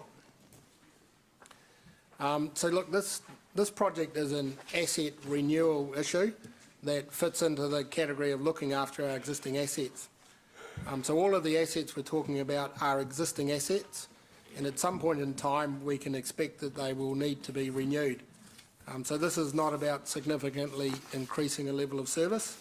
And more than anything, it's a report about the timing of the renewal of these assets, which have dependencies on each other. So the assets we're talking about are the lights. So there was a discussion before, and just to be clear, the lights are at the end of their useful life, so they haven't failed prematurely. Their lifetime was 15 years, and they're almost 18 years old, so they're beyond their useful life, just the lights. The lights sit on some head frames, which are quite significant structures, which then sit on the towers, and the towers have got foundations. So this report is about those four categories of assets, which all have dependencies on each other. The reason that this is coming to council is twofold. One, there is an option not to renew the assets and to retire them, given their significance, and that was the purpose of the report earlier in terms of the contractual obligations got. We've not recommended this due to those obligations. And the other reason it's come to council is that the renewal was under budgeted in the 2018-19 year, so an allowance of $2 million was made versus the project recommendation of $4.7 million. So part of this increase is due to the light frames and other assets being in much worse condition than we inspected. It's only when we get into looking at the assets and getting a crane and bringing some of the lights down that we get to see the conditions of the assets. Part of this report and the recommendation to renew the towers is due to the marginal safety of the light towers and foundations when we're looking at them through modern sort of standards. So look, we've completed a very comprehensive business case looking at all of the options, and that's attached to the report, and we're recommending replacement of all of those assets. We've had the business case peer reviewed. Myself have acted in a peer review capacity of work done by Chad's team and Emily's team. So as part of our recommendations today, we're also asking council to allow us to manage these extra costs within the 3-year renewal program without, at this point in time, asking for any increase in funding.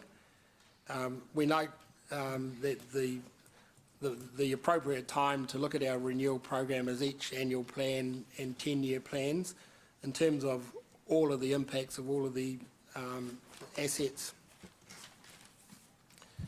So the first matter and the approach, I think, to look at this is just to consider the lights themselves. So I'd take your attention to page 68 and the paragraph under the table under paragraph 107. So the lights are almost 20 years old, about 18 years old, and as I said, they're at the end of their lives. They're underperforming and they're costing a lot of money to keep them going. So something in excess of $200,000 last year just to keep the lights going. Chris, when you say lights, you mean the bulbs and the housing? I'm talking about the luminaires in this case. So the luminaires and the housing. Hey? It's a French army unit. The light fittings. Okay. But not the housing around them? It would be the housing around them as well. Yeah. Oh, It's the entire light fitting, so it's the lamp inside the fitting and then the fitting itself, which is they're effectively starting to leak at the moment. Yep.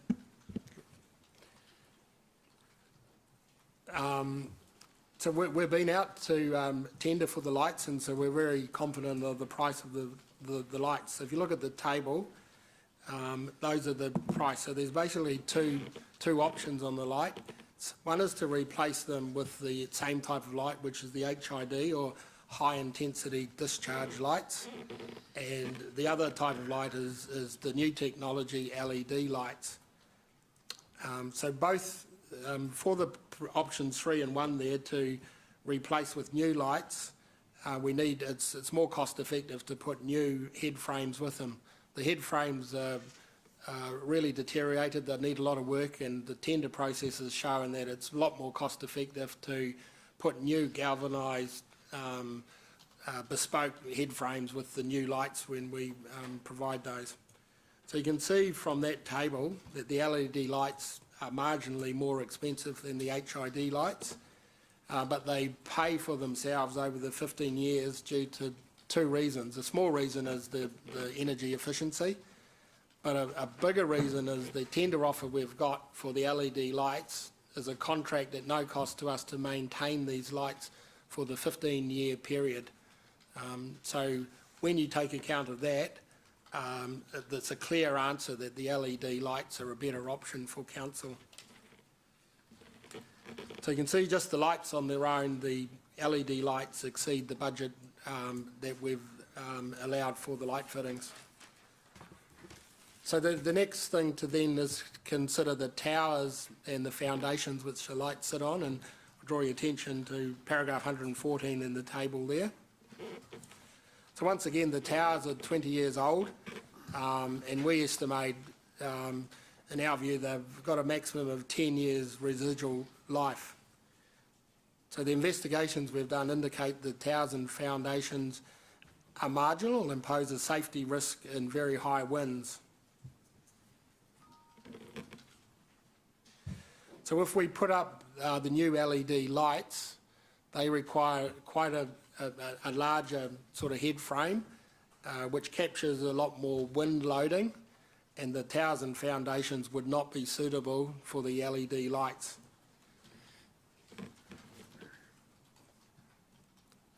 So our recommendation is also, if we decided to replace with HID lights, to replace the towers as well, due to some of those marginal safety issues. So if I pull it all together just over the page on page 70 and the table under paragraph 117. So what we've introduced there is the whole of life cost for each of the options. So we've looked at a 15-year period, and we've looked at the maintenance costs. We've looked at when we would have to renew assets, and that table confirms that the whole of life cost of 5.2 million supports option 1, which is replacing the lights with LED lights. So if we overlay that whole of life cost with the issues of health and safety of staff and contractors, we think it's a clear preference to go for option 1. So the main reasons for that, just to reiterate, is the LEDs give us a significant operational saving over 15 years for the contract we've got.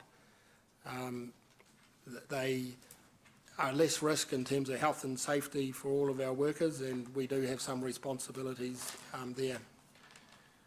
So look, it's quite a complex issue, so I'm happy to stop there and myself and Chad just answer any questions on the report in front of you.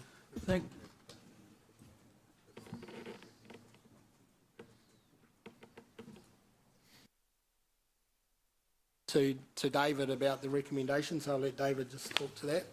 So post closing these reports off, Chris and I have had a conversation around whether or not the recommendation in the financial strategy monitoring report, which comes at the end, is to increase our renewals budget by the additional 2.7 million, or whether an appropriate recommendation at this time, given the unders and overs of the renewal budget, is to actually not ask for approval to increase the renewals budget, but to absorb this 2.7 million in the total renewals budget for this 10-year plan. In discussions with Chris, we're confident that in terms of the 3-year renewal program, no asset renewals will be pushed off into the future as a consequence, but because of the unders and overs, we think we can manage within that.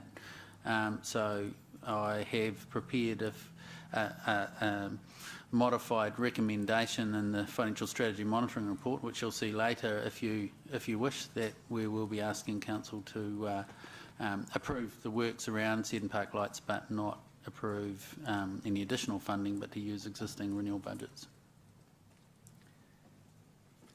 Thank you, David. And thank you, Chris. Andrew. So, with the leave of the chair, can I explain where we got to last time at the council meeting when we pushed back on this and asked for meetings offline? Yep. So Gary was involved in that, and Rob was involved in in the first meeting, and then I had several more meetings afterwards, just questioning why we were replacing towers that were only 15 years old. And the outcome of that was that I probably spent half a day with Chris. I thought he was going to jump over this table one day and like a tiger and strangle me. But the outcome of all of that was that the most efficient and cheapest way forward is, believe it or not, brand new towers and foundations and lights on top. than trying to repair what we've got there in its deteriorated state. The main overarching issue was the engineering reports that indicated there was risk going forward really left us with no choice, because of course if one of them did blow over, which I don't believe in my wildest dreams would or could, they've been there for 15 years, but if that did happen, there's reports there that indicated that they could, and that risk in a place of assembly with multiple people in that ground at any time outweighs any reward for a small financial reward if there was one. But the overall workings in the end indicated that after 15 years payback, the best way to go was for new towers, new foundations, and I don't believe that this is, in 15 years' time, I believe once again there'll be new technology, but this time they're ensuring that everything is hot dip galvanised inside and out, which means we won't get any deterioration on the poles going forward. So I'm fully convinced that this is the right way to go from that small unofficial subgroup that was set up just to look further into this. So Andrew's just going to say, Chris, would you agree with what I've just said? And he's turned it into a question. If you just do that, So, that will fine, yeah. make it So fine. that's where that group got, well, that's where Does that address your point of order? Only if the general manager answers that question. That's correct. Is that a fair summation of the discussions So that the has question been had? was, were you going to jump over the table and strangle me? Can I plead the Fifth Amendment on that one? That's a fair, accurate description of the conversations we had, yes.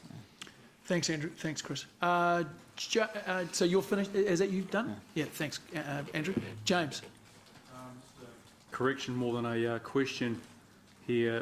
Tables 107, 114 and 117 all refer to the 2012 to 2031 10-year plan. It's a 19-year plan, isn't it? It's my job to pick those things up, James. I What thought are you I'd pick it up for you. Yeah, can't get good help, I did that. 2021, sorry. Thank you. You right? Yep. Okay, Dave. Thanks, James. I've actually got some genuine questions.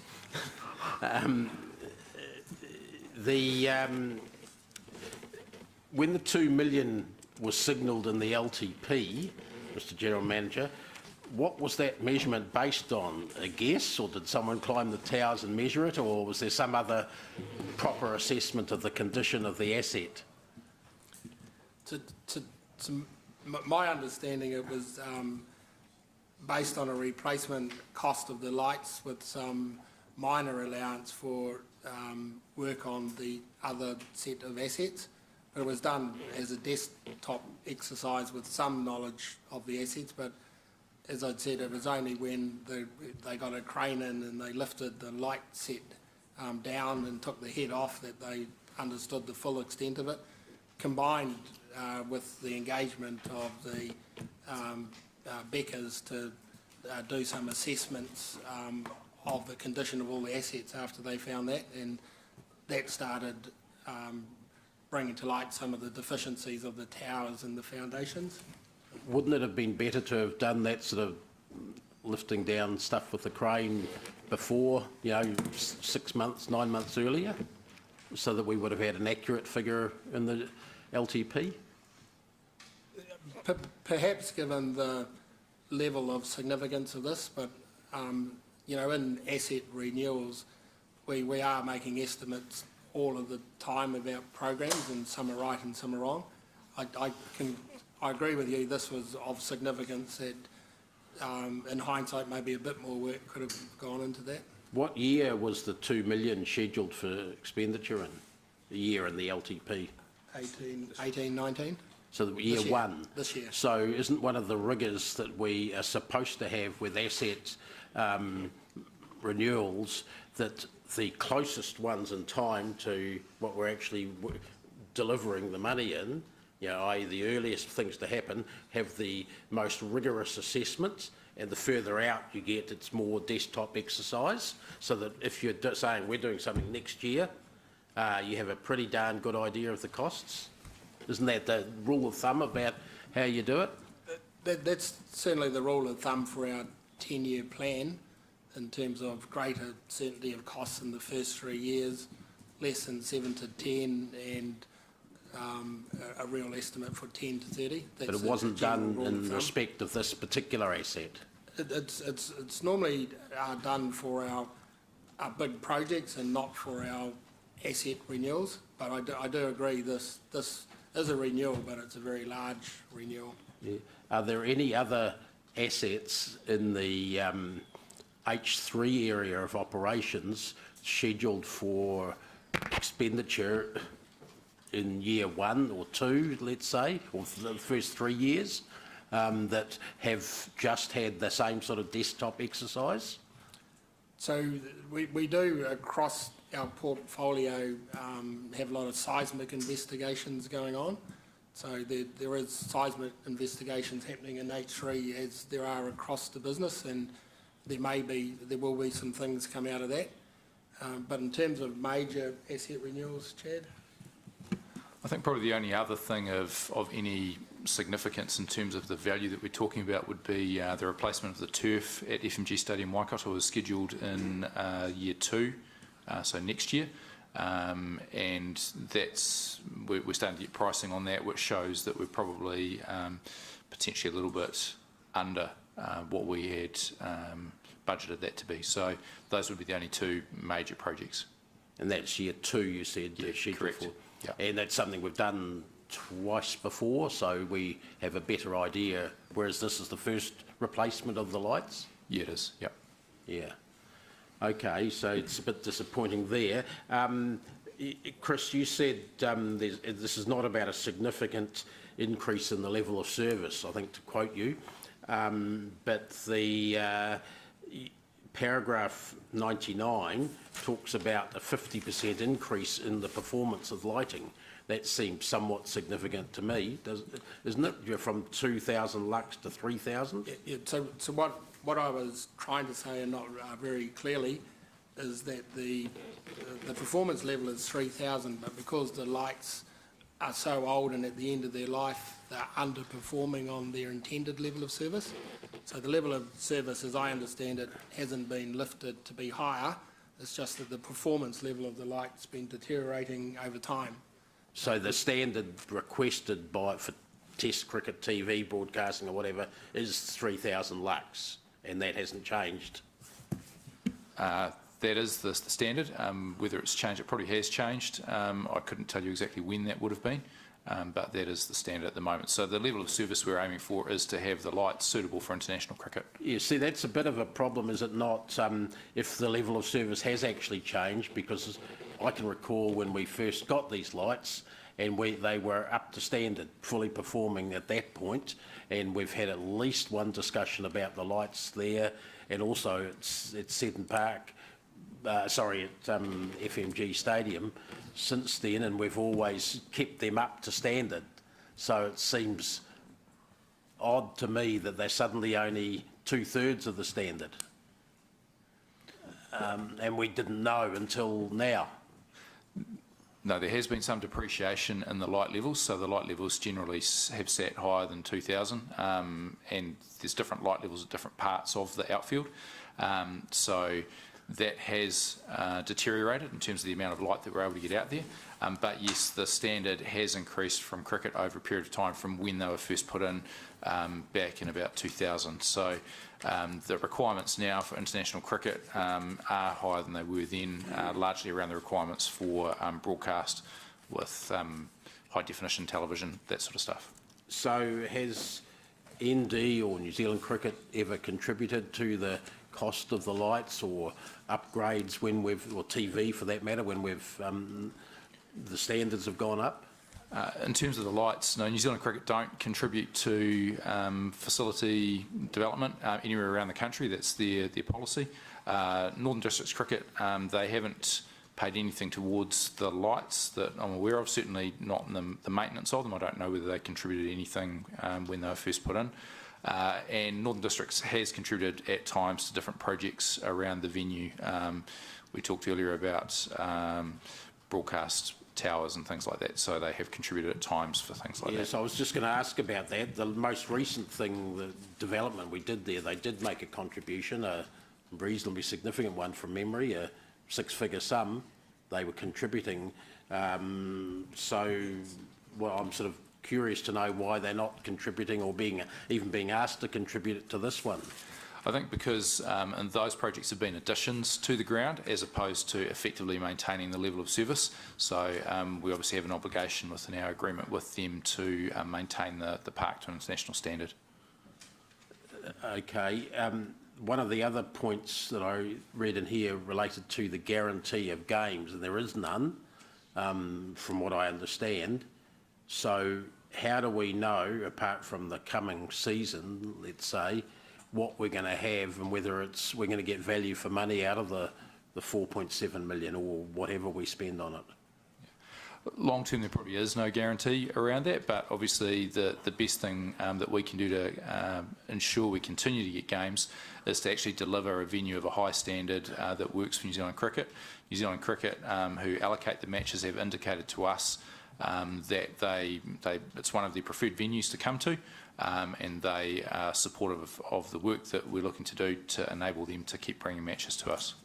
But if McLean Park is being upgraded to a standard where it can now get the games that it lost a couple of years ago, and University Oval in Dunedin is looking to get the games that it can't get now, anything i.e. that needs lights, aren't we going to end up in a situation similar to the rugby stadium where there's about 7 or 8 around the country that could all do the job and our share therefore diminishes? Isn't that a risk for us as a council? Yes, that's fair. There is competition for most of the events that we hold across our venues, and certainly in this case there are other venues that can hold matches. On a positive side, New Zealand Cricket have been bringing more content through in recent years, and so that's meant we've been able to attract a large number of games. So, for example, we have 6 international fixtures being held at Seddon Park this season. And how many for the following season? Do we know yet? Those games haven't been allocated at this point in time, although I believe it's India, England and Australia are all due to tour New Zealand in the 1920 season. And Bay Park and McLean Park will both be fully up to speed for the same sort of games that we can handle by that point? Yes, they will. Yep. Yep. And Auckland's also looking at a new cricket venue, one way or another, whether it's Eden Park number 2 or Western Springs. Yeah, correct. Yeah. Okay, thanks. Thanks, Dave. Siggy. Thank you, Mr. Chair. Well, I come back to the question before. Overall, I don't think it's not only international games that need lights, is that right? So how many games altogether in a season do need the lights? It varies from season to season. You'd be talking around probably 5 to 7 games per year that would use the lights. That's probably split fairly evenly between domestic games, which are at the moment the Super Smash games, the T20 games that they play, and the international matches. So it's a split, but it depends from year to year. So you said 5 to 7? Yeah, give or take. Okay, 5 to 7. Okay, the other question I have got is about with the new towers and the new foundations, 30-year life, we are expecting, we expected 25 years from the last one. So will there be any guarantees in that when we get new towers built? So we've been working on the basis that the light fittings and the head frames will have a 15-year life frame or lifespan. So they will be guaranteed for that 15 years. So there'll be no requirement for us to spend any money on maintaining that component. The poles and the foundations, we're working on a 30-year time frame. There's probably no guarantee on that, and to be honest, I think we'd expect to get longer out of those, but it will depend on what happens probably after 15 years when the light fittings and head frames are due to be replaced again.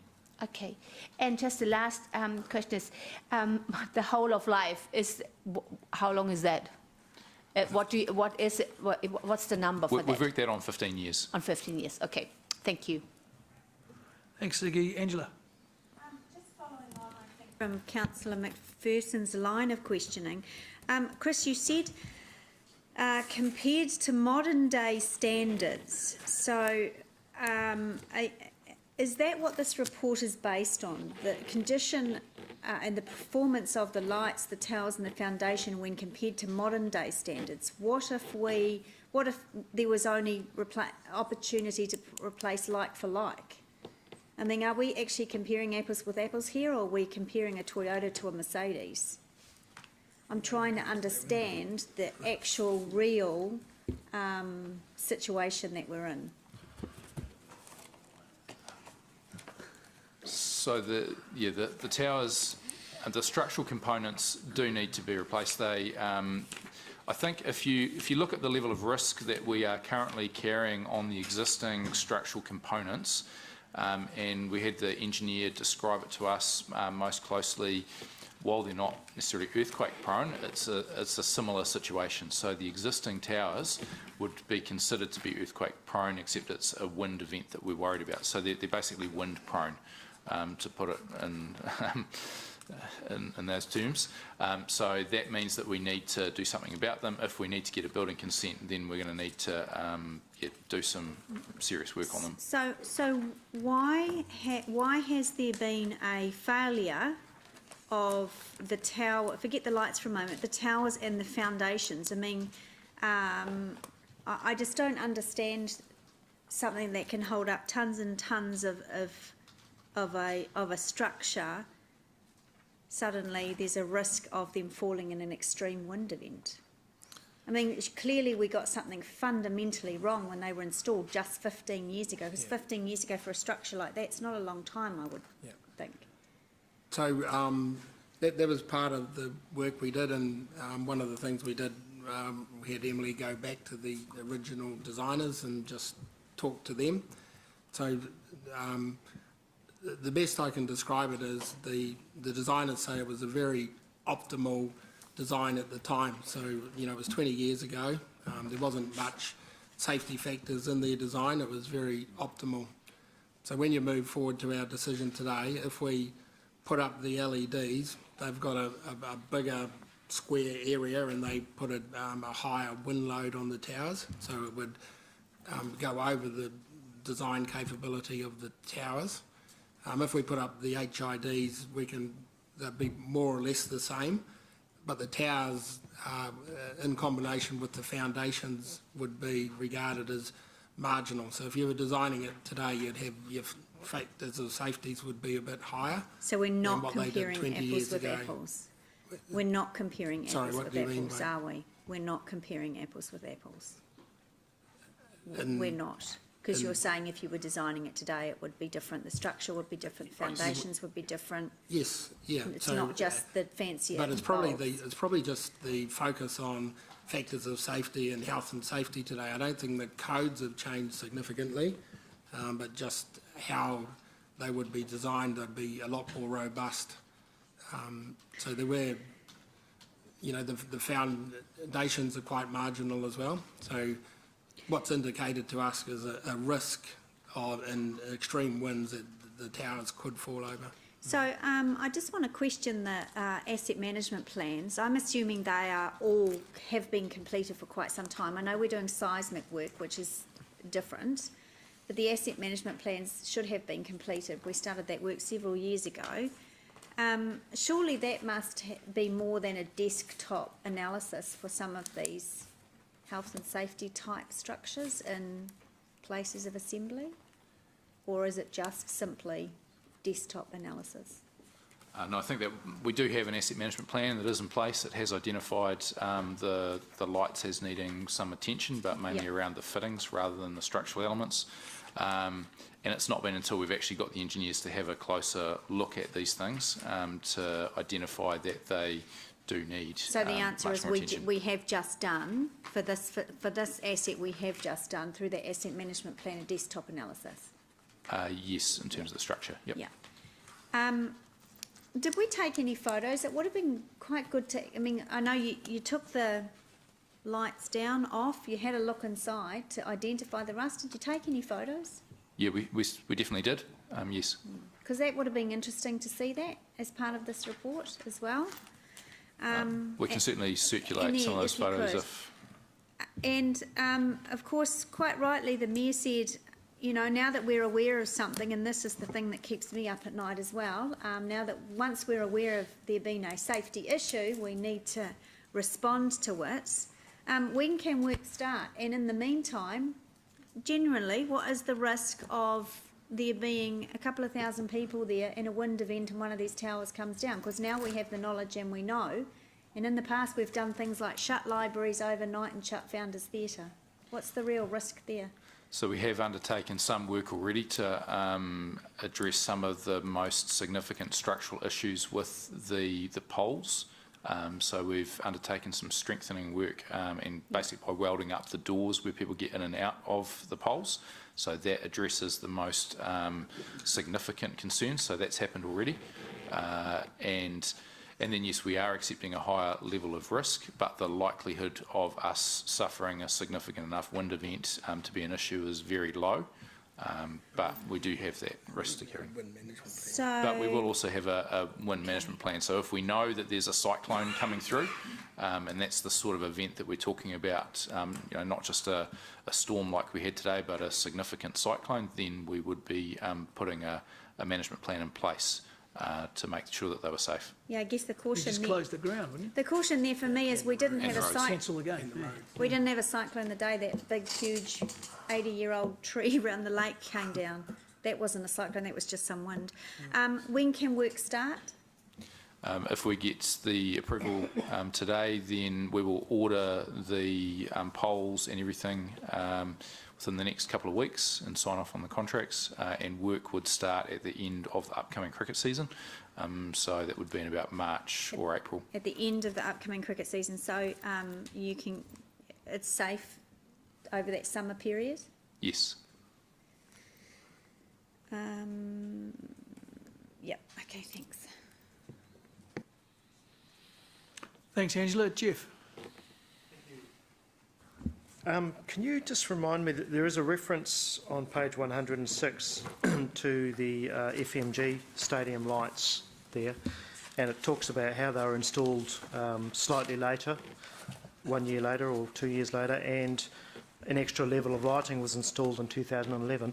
Can you just remind me, what's the sort of level of degradation with those? And in fact, is there any danger of the towers having to be replaced? And what sort of budget have we got for that over the next 10 years?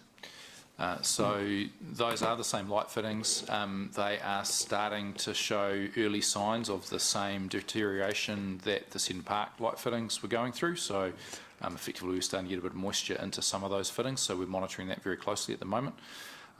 The structures, we've done some initial assessment with the engineers where they've had a look at them. They don't believe that they have the same challenges that the structural elements do at Seddon Park. But when we get to the point of having to replace those lights, we'll need to work through that exercise and have a much closer look. The good thing there is that it would be the same number of light fittings rather than having to add anything extra, so that doesn't put any extra real pressure onto the existing structures. Was there another part? So you don't envisage that the towers are going to have to be replaced or any other work? No.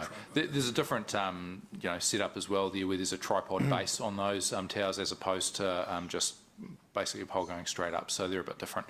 And budget was the other question you asked. Yep. So I think at this stage we have about $500,000 in next year's budget to do some work on those lights. So is that enough? Possibly not. We'll need to have a closer look to see what's involved there. Okay, so I know Northern Districts has been touched on, Councillor Dave talked about it there, and I understand that we have a contractual agreement to maintain these lights, and that they have contributed in the past to other assets. So was there any conversation about them contributing to this particular upgrade? We've had some some conversations with them, and where we've got to with them is that, and you'll see in the report that in the business case we've talked about some savings within the H3 budget. One of the elements there is that we had allocated some budget to extend the practice net facilities at Seddon Park, and we've basically taken the view with Northern Districts that they will need to be responsible for that, so there's a saving that's basically come back. So it's not necessarily a direct contribution for them, but an understanding that they will fund some of that development so that council doesn't have to. Okay, so there was some conciliatory effort from them in that regard. Okay. Did we push as hard as we could have pushed then? I think given that we have an obligation to maintain the lights, I think we have. Yeah, I'm just thinking that at some stage this contract is going to be renegotiated, and so they'll be wanting as much goodwill from us as possible, and there's been quite a lot of costs in recent years of these types, that's all, and I'm not really necessarily feeding the love myself, because I sort of feel we've been pushed up against a wall with this contract that we've got. I just question whether or not we're pushing them hard enough. Yeah, look, the contract is there. We're obviously working to that. It's got another basically 13 years to run, and at which point it can be readdressed. If I'm still on council, I'll try and remember it. Thank you. Thank you, Jeff. Rob? Thank you. You mentioned about I assume from my reading of this that the guarantee is that there will be no maintenance cost on the LED bulbs and on the head frame, I guess, that the lights will be sitting in for 15 years. So that's presumably built in to the purchase price. Is that a good conclusion to draw? Yeah, correct. That's how it works. And effectively they can do that because by moving to the LED light fittings, the LED technology is now at the point where suppliers are confident that they can put those fittings up and not have to touch them again. Yeah.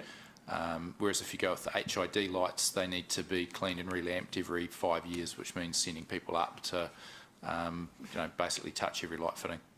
So what's the impact if we went ahead with the new towers and the lights? What's the impact on our OPEX budget? I think there was a discussion earlier on that we're spending maybe $200,000 a year at the moment on maintaining those lights. What's the impact on our OPEX budget? Knowing that there's no cost there, presumably we pay for the power, do we? So or do Northern Districts pay for the power? We pay for the power, and then we on-charge them for the use of the lights for every hour that they run. Okay, so we recover that back? We get a little bit of money back. All of it, or just a little bit? I don't think it'd be all of it. Okay. I'd need to do the So sums on that. just in a rough estimate, what's our OPEX likely to be reduced by if we go ahead with the $4.5 million investment? Our OPEX comes back to basically only the energy cost. I think we've allowed a nominal annual maintenance amount of about $10,000 a year to pick up anything that's not included as part of the supply contract. So it's some energy cost which is going to be less than what it has been because we're moving to LED and they're more energy efficient. So the operating expense is minimal.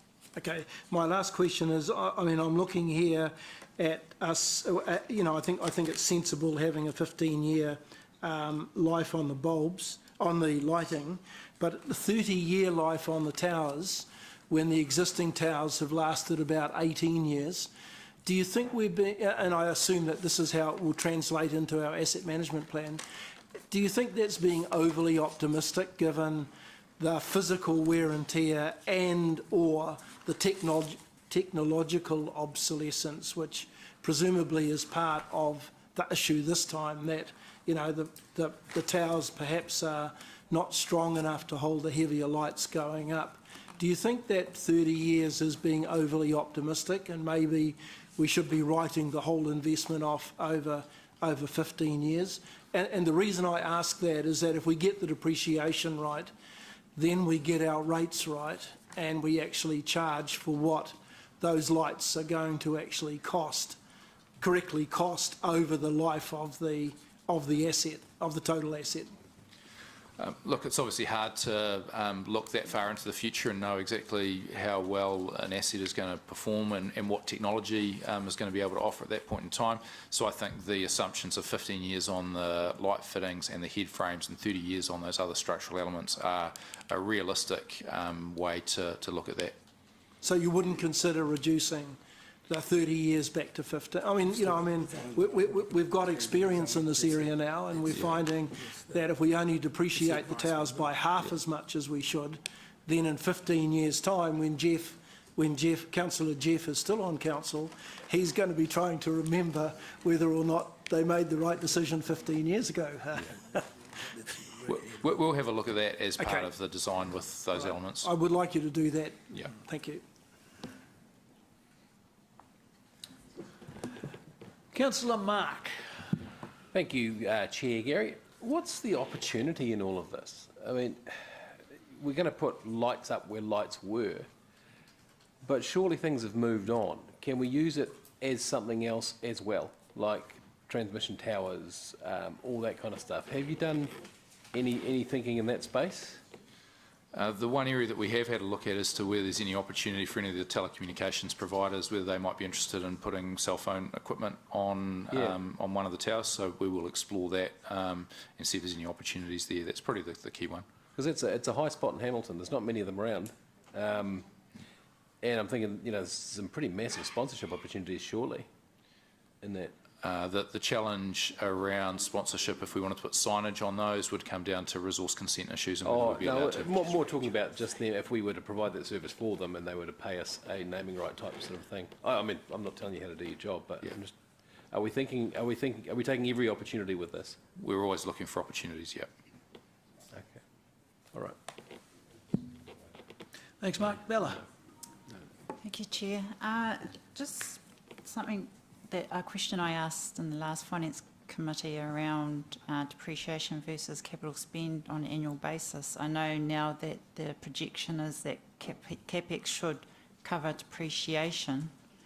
Have we actually considered times when we haven't spent capital to cover depreciation, whether this is a form of us catching up, and whether, going back to Councillor Pascoe's question, whether we need to incorporate that going forward in our depreciation rates? That was quite a large discussion in the 10-year plan. Our renewals wasn't where they needed to be in comparison to our depreciation, but now we're nearly 1-for-1. So we know more about our assets than we ever have in terms of the quality of our asset management plans. And we brought to the table with staff to recommend a renewal program that would look after the assets that we've got. So we're comfortable with our current forecasted depreciation and renewals. Thank you. Thanks, Bella. Andrew. I'll move the staff recommendation. Oh, you're moving? Okay. All right, so there's no more questions. Okay. Andrew's moved the recommendation. Do we have a seconder? Andrew and James. We're into debate. Mark. Sorry, do you want to start off? Beg your pardon. Sorry, Andrew.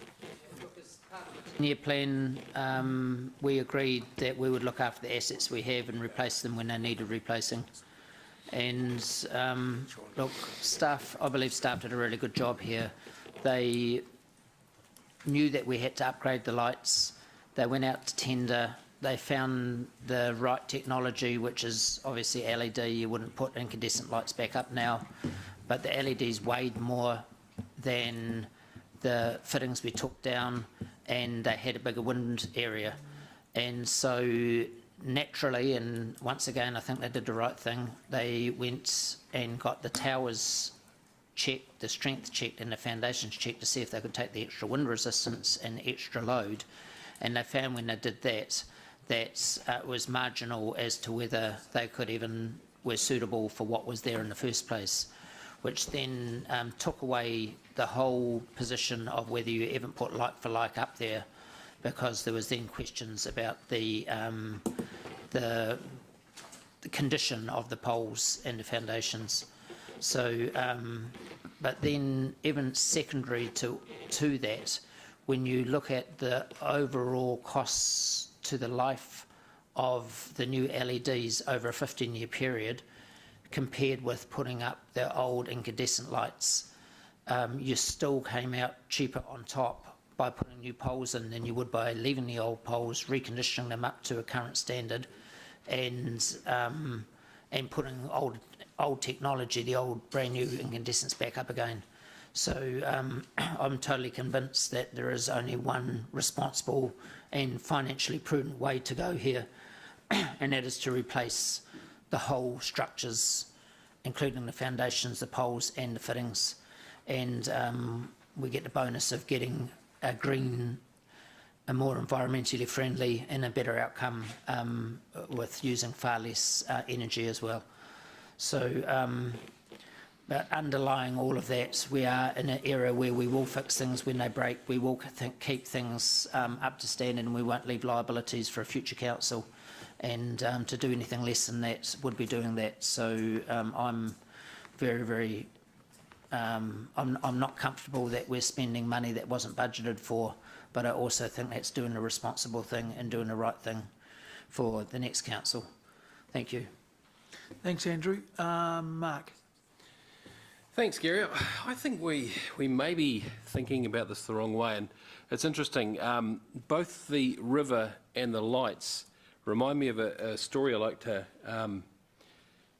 listen to and tell. And it's about this guy who, timely story actually, was standing on the roof of his house during a massive flood, and he was standing there, and then a guy in a boat came along to rescue him, and he said, "I'll save you. Jump into my boat." He said, "No, God's going to save me. I'm okay. Thank you very much anyway." The guy goes away. Another guy comes along in a boat. The water's getting higher, and he says, jump in, man. You're going to drown." He says, No, I'm fine. God's going to save me. I'm a man of God. It's all right. Okay, off you go. The water's lapping around his toes, and the third boat comes and says, "For heaven's sakes, get in the boat." And he says, "Don't worry, I'm fine. God's going to look after me." And he floats away in his boat. He drowns, gets to heaven, and he said to God, he says, "Why didn't you save me?" He says, "Well, I sent you 3 boats." We're not looking at the signs, people. We're not looking at the signs. The river, for example, is the 7th time where we're having slip activity, and I've been banging on about this. We are not seeing the signs nor the opportunity to not only get a little bit of a head of the spear chucker and put some proactive funding and resource into becoming a safer city, because heaven knows that that river, we won't have to turn around and face it. It's coming to get us anyway. We're slipping into the river, and we're not doing anything about it. We are doing remediative work time after time after time again, and that is expensive and it's cumbersome on our ratepayers. We've got an opportunity here to look at this big fat sign that's pointing us right in the face and say, hey, let's become world leaders in urban river planning, or whatever it's called, in geotech. For heaven's sakes, we've got the resources here. We should be building that resource. And when we're not using it, we should be shipping it off around the world, because we are a leading city in being a river city. I think it's a massive opportunity, and I think we've got to get our heads into that space as civic leaders, to be not planning for today, but planning for tomorrow and the day after tomorrow and the day after tomorrow. It's the same with the lights, and that's why I kind of asked that trite question about where's the opportunity of Chad with the towers. Okay, so we accept that they didn't last as long as they could have, but we've got this one opportunity to do something special with those towers. I don't know what it is. It could be radio transmitters, it could be telecommunications, it could be anything, I don't know. But have we done enough work in that space? I think the more we spend doing remediative work, the less the opportunity and the more costly it is down the track. So I just would encourage us to get a little bit more future thinking with regards to the river, put some money aside and put a really decent river squad together. And secondly, I'd think again about those towers and think, is there more we can do? Is there more we can do? Not just what do we have to do, but what can we do? Thank you, Mark. Jeff. Yeah, thank you, Gary. We are debating Seddon Park lights here, aren't we? Both. Yeah, both that and the river. Right. Okay. Yeah, well, just on the lights, for me, although I'm not happy about parts of it, it just falls under the category of work that has to be done and done properly.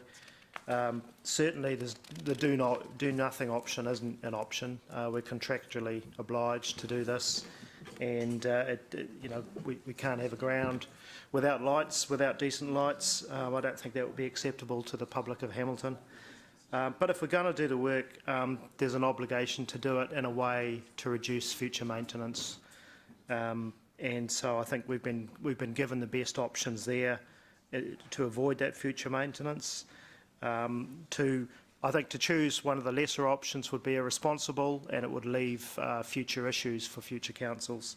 So I suggest we bite the bullet and get on with it, and so I support it. Yeah, thanks. When we were discussing around this table a few years ago, the V8s, and whether we should go ahead, we also had people come to us then and say, have we got a deal for you? And I feel exactly the same way now, albeit it's a smaller scale at this point.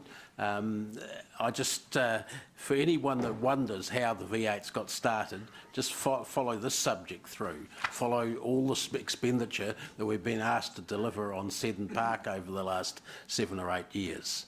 And that's how things like that grow. If you added it all up, we'd be getting somewhere towards the V8 costs, actually.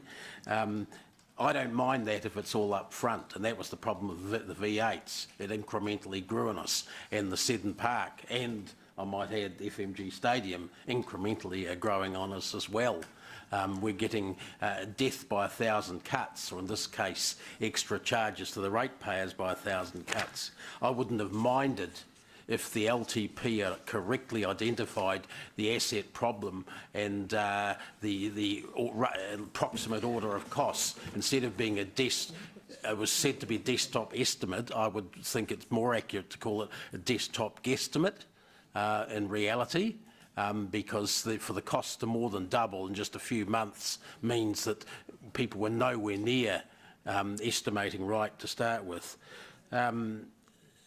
The Mayor has said he doesn't want us to leave liabilities for future council. That's right, but I think that what this has shown to me is not the problem about this one asset, that we've got much more widespread problems. If our order of costs is out by that much on this, where else is it going to be out? And I think that if we want to make sure we're not leaving unknown liabilities for future councils, we're going to have to do a whole lot more work, a whole lot more areas, and quite quickly. I don't think that we as readily spend money on other sports facilities apart from rugby as we do with Seddon Park. I don't see that we're willing to spend that sort of money on netball, which is actually the biggest participation sport in this region, for instance. As much as I love going down to Seddon Park to watch women's cricket, not because it isn't there very often, we're spending most of our sporting facility money, to be honest, on 2 major professional men's sports. And we're doing it so that we can get on TV, showcase the city, that's fine. But are we, look in your own hearts, are we honestly putting that much effort and resource into all the other physical and cultural activities that our ratepayers participate in? We're not. And I don't think it's a very sort of fair decision-making process we have here that paints us into this sort of corner each time these issues come up and says we've got no choice, leads to people with really good attitudes saying we've got no choice, we're going to have to do it. It's the wrong way to make decisions. Thanks, Dave. Paula. Chair, following on from Dave's comments, and he's made a lot of the comments I was going to make. Public confidence gets eroded each time that we say we've built something good and we expect it to last this long, but it doesn't. And so you can understand why public get a little bit concerned because they think they're getting the full deal and then it turns out to be not quite as good as expected. However, I also accept that we can't be a city with second-rate facilities across the board. So we need to have a good standard, good quality of standard for all of our facilities, so that we are attractive to visitors and a good place, you know, worthy of the city of our size. So I am supportive of that. My concern, and I've expressed this before, is that I do worry. We are given assurances that in the next 3 years this is fine because there is money in the budget to accommodate this. We'll just move a few things around a bit and timing and everything like that. But I do worry, and I think I'm right to worry, that the other renewals will get pushed out too long, just a little bit more and a little bit more and a little bit more. And then we will have another facility or asset that does fail and does need an injection of quite a lot of money. So somewhere along the line we pay for those things. And as I've said, and I've been given assurances that we will have more visibility, David, of where if we don't do things, where they've gone, because you know, over a lifetime of 10 years, you can lose that visibility. What didn't you do to do this? I'll just mention that I think Dave's right in respect to some of our other sporting facilities and community facilities. I know as Chair of Community and Services that we have many sports and community facilities that need some TLC right now. And yes, they're in plans for renewal, and this is no criticism of the asset management team because they are doing as much as they can with what they've got, the resources they've got. But a number of us, a few of us actually, attended a meeting at the Puketi Community House, for example, recently in the Te Rapa Sports Dome, in which, apart from talking about lease arrangements, what came up quite clearly there is that building is very tired and very old, as is the surrounding area. And they would like to be able to do something with that building, even paint it and repair a few very old-fashioned fluorescent lights, etc. There just isn't the money, and they're in a bit of limbo as to whether they should spend any of their money. But the point being, that's not unusual for us to find some tired assets. So we really do need to keep our gaze on the big picture. What else have we got to do? And that's what I'm concerned about. I know I'm running out of time, so I want to briefly mention the river too, because I also think Councillor Bunting is completely correct in saying that erosion will happen on the riverbank. It will happen. We've known for as long as I've been in politics, and that's a long time now, that the river soils are highly erodible, and that they're susceptible to slumping. And you know, you don't, any time of the year, any year, ride along there in a boat and look up and you'll see parts of the riverbank coming down. And so I'm on the Central Catchment Committee, and there has been staff have been doing an excellent job at trying to be more proactive and working with the Regional Council about protecting our riverbank. But I guarantee that we'll need a little bit more money in that space as time goes by. Look at the extreme weather events that we're having. Now, it doesn't matter if it's an excess of water or it's a drought, because both of those affect the riverbank. A drought causes the soil to be dry and crumble off. Water washes the banks away. We're going to need more than that. And I consider our river walkways one of the primary assets of this city. We are a river city. They're beautiful. They're well used. And every time a little bit gets closed, people are very upset about that. So I have said this in a previous meeting, and I'll just make the point again then. We need some more. I support the option that you're suggesting, by the way, option 5. Option 1, what is it? No, it is option 5, isn't it? I'm going across the 2 items. At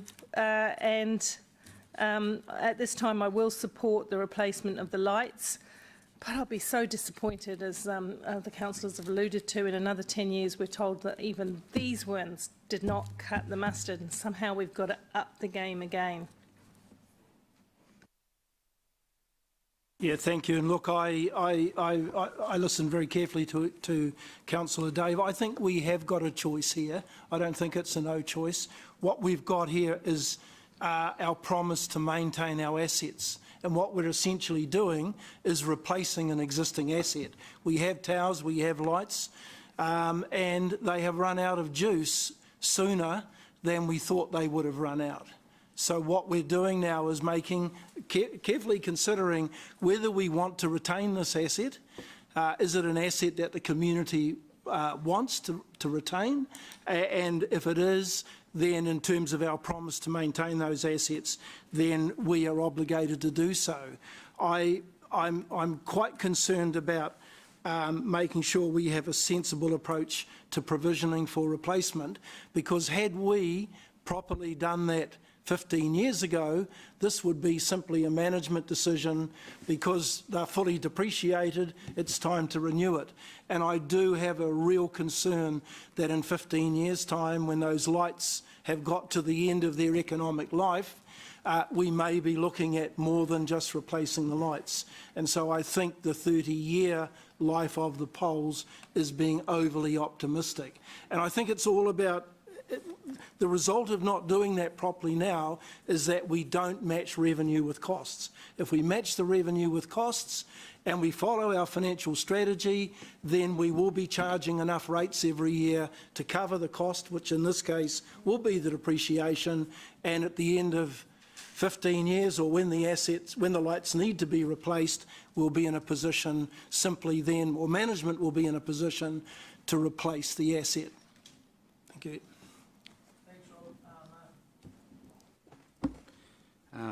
I wasn't on council 15 years ago, so certainly don't own that one, but I'm a new councillor. In fact, no, I can't. And obviously I'm a cracked record, because this is another example where, of course, there's a city, fourth largest population, third smallest territorial land area, and we're providing a range of regional and sub-regional facilities, of which this is one. A hopeless regional council vote that dropped the ball on the, some advancing toward regional funding facilities. It's not just backing Hamilton-based regional facilities, it's obviously looking at a regional approach. And I'm not criticising Alan Livingston and the foresighted members. Council did try very hard to get a regional facilities fund going. Well, that's tarring everyone with the same brush. No, look, the previous regional council under Paula's leadership, fantastic, obviously, but I'm just talking of recent vote. I'm talking about a recent vote where, in my view, the majority of those councillors dropped the ball on this issue. They've picked up the ball in transport and a lot of other good things, so I better be a bit careful. Anyway, all I'm saying is I slightly disagree with Dave. I don't think, with regard to Seddon Park and also the river path proposal, we have any option but to go with the staff recommendation. But obviously, in terms of maintenance monitoring and moving into the future and picking up Rob's point, then I hope we learn from that. I do think, however, particularly with regard to Seddon Park, it just does keep underscoring the need to us to continue to talk with our neighbours and the Hamiltonians who live in suburbs, that the Hamiltonians who don't pay rates, where they live, and also for getting them to make some funding contribution. And again, here we go again. You live in Dinsdale, you get to pay for this. You live in that multi-millionaire suburb in Tamahiri, you pay zero. Siggy.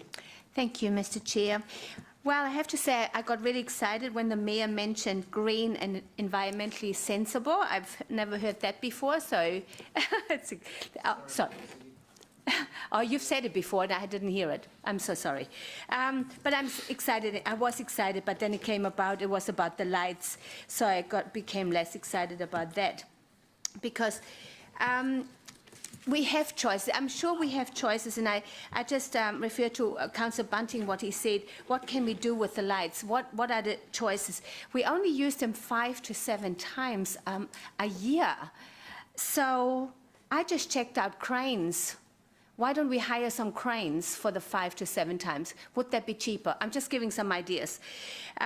Because just like Councillor McPherson said, we've got so much money going into our stadia, and that is missing in other areas in our city. And yes, we need to, while we're beholden to renew our assets, but wow, for 5 to 7 time use, it is frightening. And some other places in our city are used every week, day in, day out, and we have to they have to tighten their belts, while cricket and rugby is, wow, well, it's our national sports and we should keep it up. So I'm not that excited about the lights at the moment. So what I'm wondering whether we could actually decide on that separately, because I would like to decide on, because I do believe that definitely we need to do something about the TRY cycleway, and that needs to be done. But I do not want to vote for the Seddon Park lights. So what can we do? I'll address that when I do my debate bit, because we're not actually formally approving this. There's a couple of other steps to go, and I'll address that later on. Okay. Thanks, Siggy. Angela? You know, that's actually what I was going to say. Oh, okay. Ask or say? Say. What Siggy said? No. Oh, about what's going to happen next. We're not approving the spend here. So if I just start off by saying, and I've checked this with David, so it will be right. Ooh. 1 + 1 is 2. That I know is right. Okay, so if you guys look at your agenda, on the back page, item 8, capital portfolio monitoring report, and item 7, annual monitoring report, which is what we're looking at now, which we haven't done yet, sorry. They both feed into the financial strategy monitoring report, which we will be doing today, and that will be a recommendation to council. So nothing we do today is the final sign-off. Okay, if that helps you or gives you some sort of. So okay, so if I can just elaborate, that's per the terms of a reference that we currently have for this committee, and there are some unbudgeted funds, which is a council. Something that council has to make a decision on. In terms of your comment around the resolution, we can take them each part of the financial strategy monitoring report recommendation separately. So we could vote on that separately if that pleases everyone. Yeah, and it is sensible to break them apart in that situation. Okay, I was just going to say I had a lot of support. I agreed with a lot with what Dave said, in that. We are being, we're in a situation where we're a landlord, really. We're a landlord of the rugby stadium, we're a landlord of the cricket stadium, and we've got a tenant, and this tenant's demanding that we upgrade our facility and, make it all nice and that stuff, without even guaranteeing that they're going to be the tenant. They won't even guarantee to us. So I will probably support this going forward to the next stage, which is going to happen today. And then when it comes to the City Council, I'm thinking that I would require some sort of warranty or guarantee from the tenants that they're going to turn up and pay some rent. Because we are, and Ziggy summed it up really beautifully when she said, we're spending millions of dollars for 7 games of cricket a year. Now, I love cricket and I love rugby, but I can see that there's something wrong with the financing on that. The same way I grizzle about empty buses and empty cycle lanes, I'm not happy about a great, big, two magnificent facilities that we have to over-capitalise them for the amount of use they're getting. So I'm very, very 50-50 on these things. So, but having said that, I will support them to go through to the next stage, which will happen in this meeting, and then it'll go through to is it the next council meeting these will go to, will they? So the process will be just to recommend to the 13th of December that for approval. So we've got about 8 days. The conversation is to be had here, and then to be recommended to council for approval. Okay. All right. So so I hope you understand kind of what the steps we are doing today are, because it's the first time we've done this stuff. Yeah. Okie dokie. Andrew was the speaker, the mover. You want to have a right of return? Yes. Right of something? Reply. Just before I get started, I'm trying to work out what the Deputy Mayor meant when he said he slightly disagreed with Dave. There's a bit of an oxymoron there. You had to read my instructions to have So anyway, no reply required, Deputy Mayor. He hasn't received the envelope properly. So I just want to point out that sport doesn't make money, and even our main 2 sports, that it is heavily subsidised by this council. That's how it works. The rental they pay is a token rent, and It's the same with a lot of our sports clubs where they're heavily subsidised, with us subsidising the costs of their club rooms by 87.5%. And it just flows through. And the other thing I just want to point out is that this issue is about existing assets that are nearing the end of their life and need replacing. So it's not about making a decision on funding a new project. It's a decision on fixing what we have there, replacing an asset that we've had that has come to an end, clearly come to the end of its life. And the other thing I want to say on this is I just want to thank Sean and Chad for the work they've done on this report, particularly on the lighting, but particularly Chris and Emily, who I don't think's here now. But Emily did a lot of work on this, and a lot of rework, and proving what she originally came up with was the right answer. So thank you, Emily. Thank you very much, Andrew. We'll now move to I think the next thing we do is just put the motion, is that right? Okay. So that's the motion we have there. So we're receiving the report, and just be clear that we would, as part of the Financial Strategy Report Committee, which is the second, that's the last one of the reports. We've got the annual monitoring report to do next, then we'll do the Financial Strategy Monitoring Report, okay? So we're recommending it to a report we're talking about in half an hour. Yeah, all right. We might want to put December 2018 on there to be consistent. All right. So everyone ready to vote? The 1 and 2 to be split, didn't? No, last report. We were going to do that yep. So they're both going forward to their, yeah.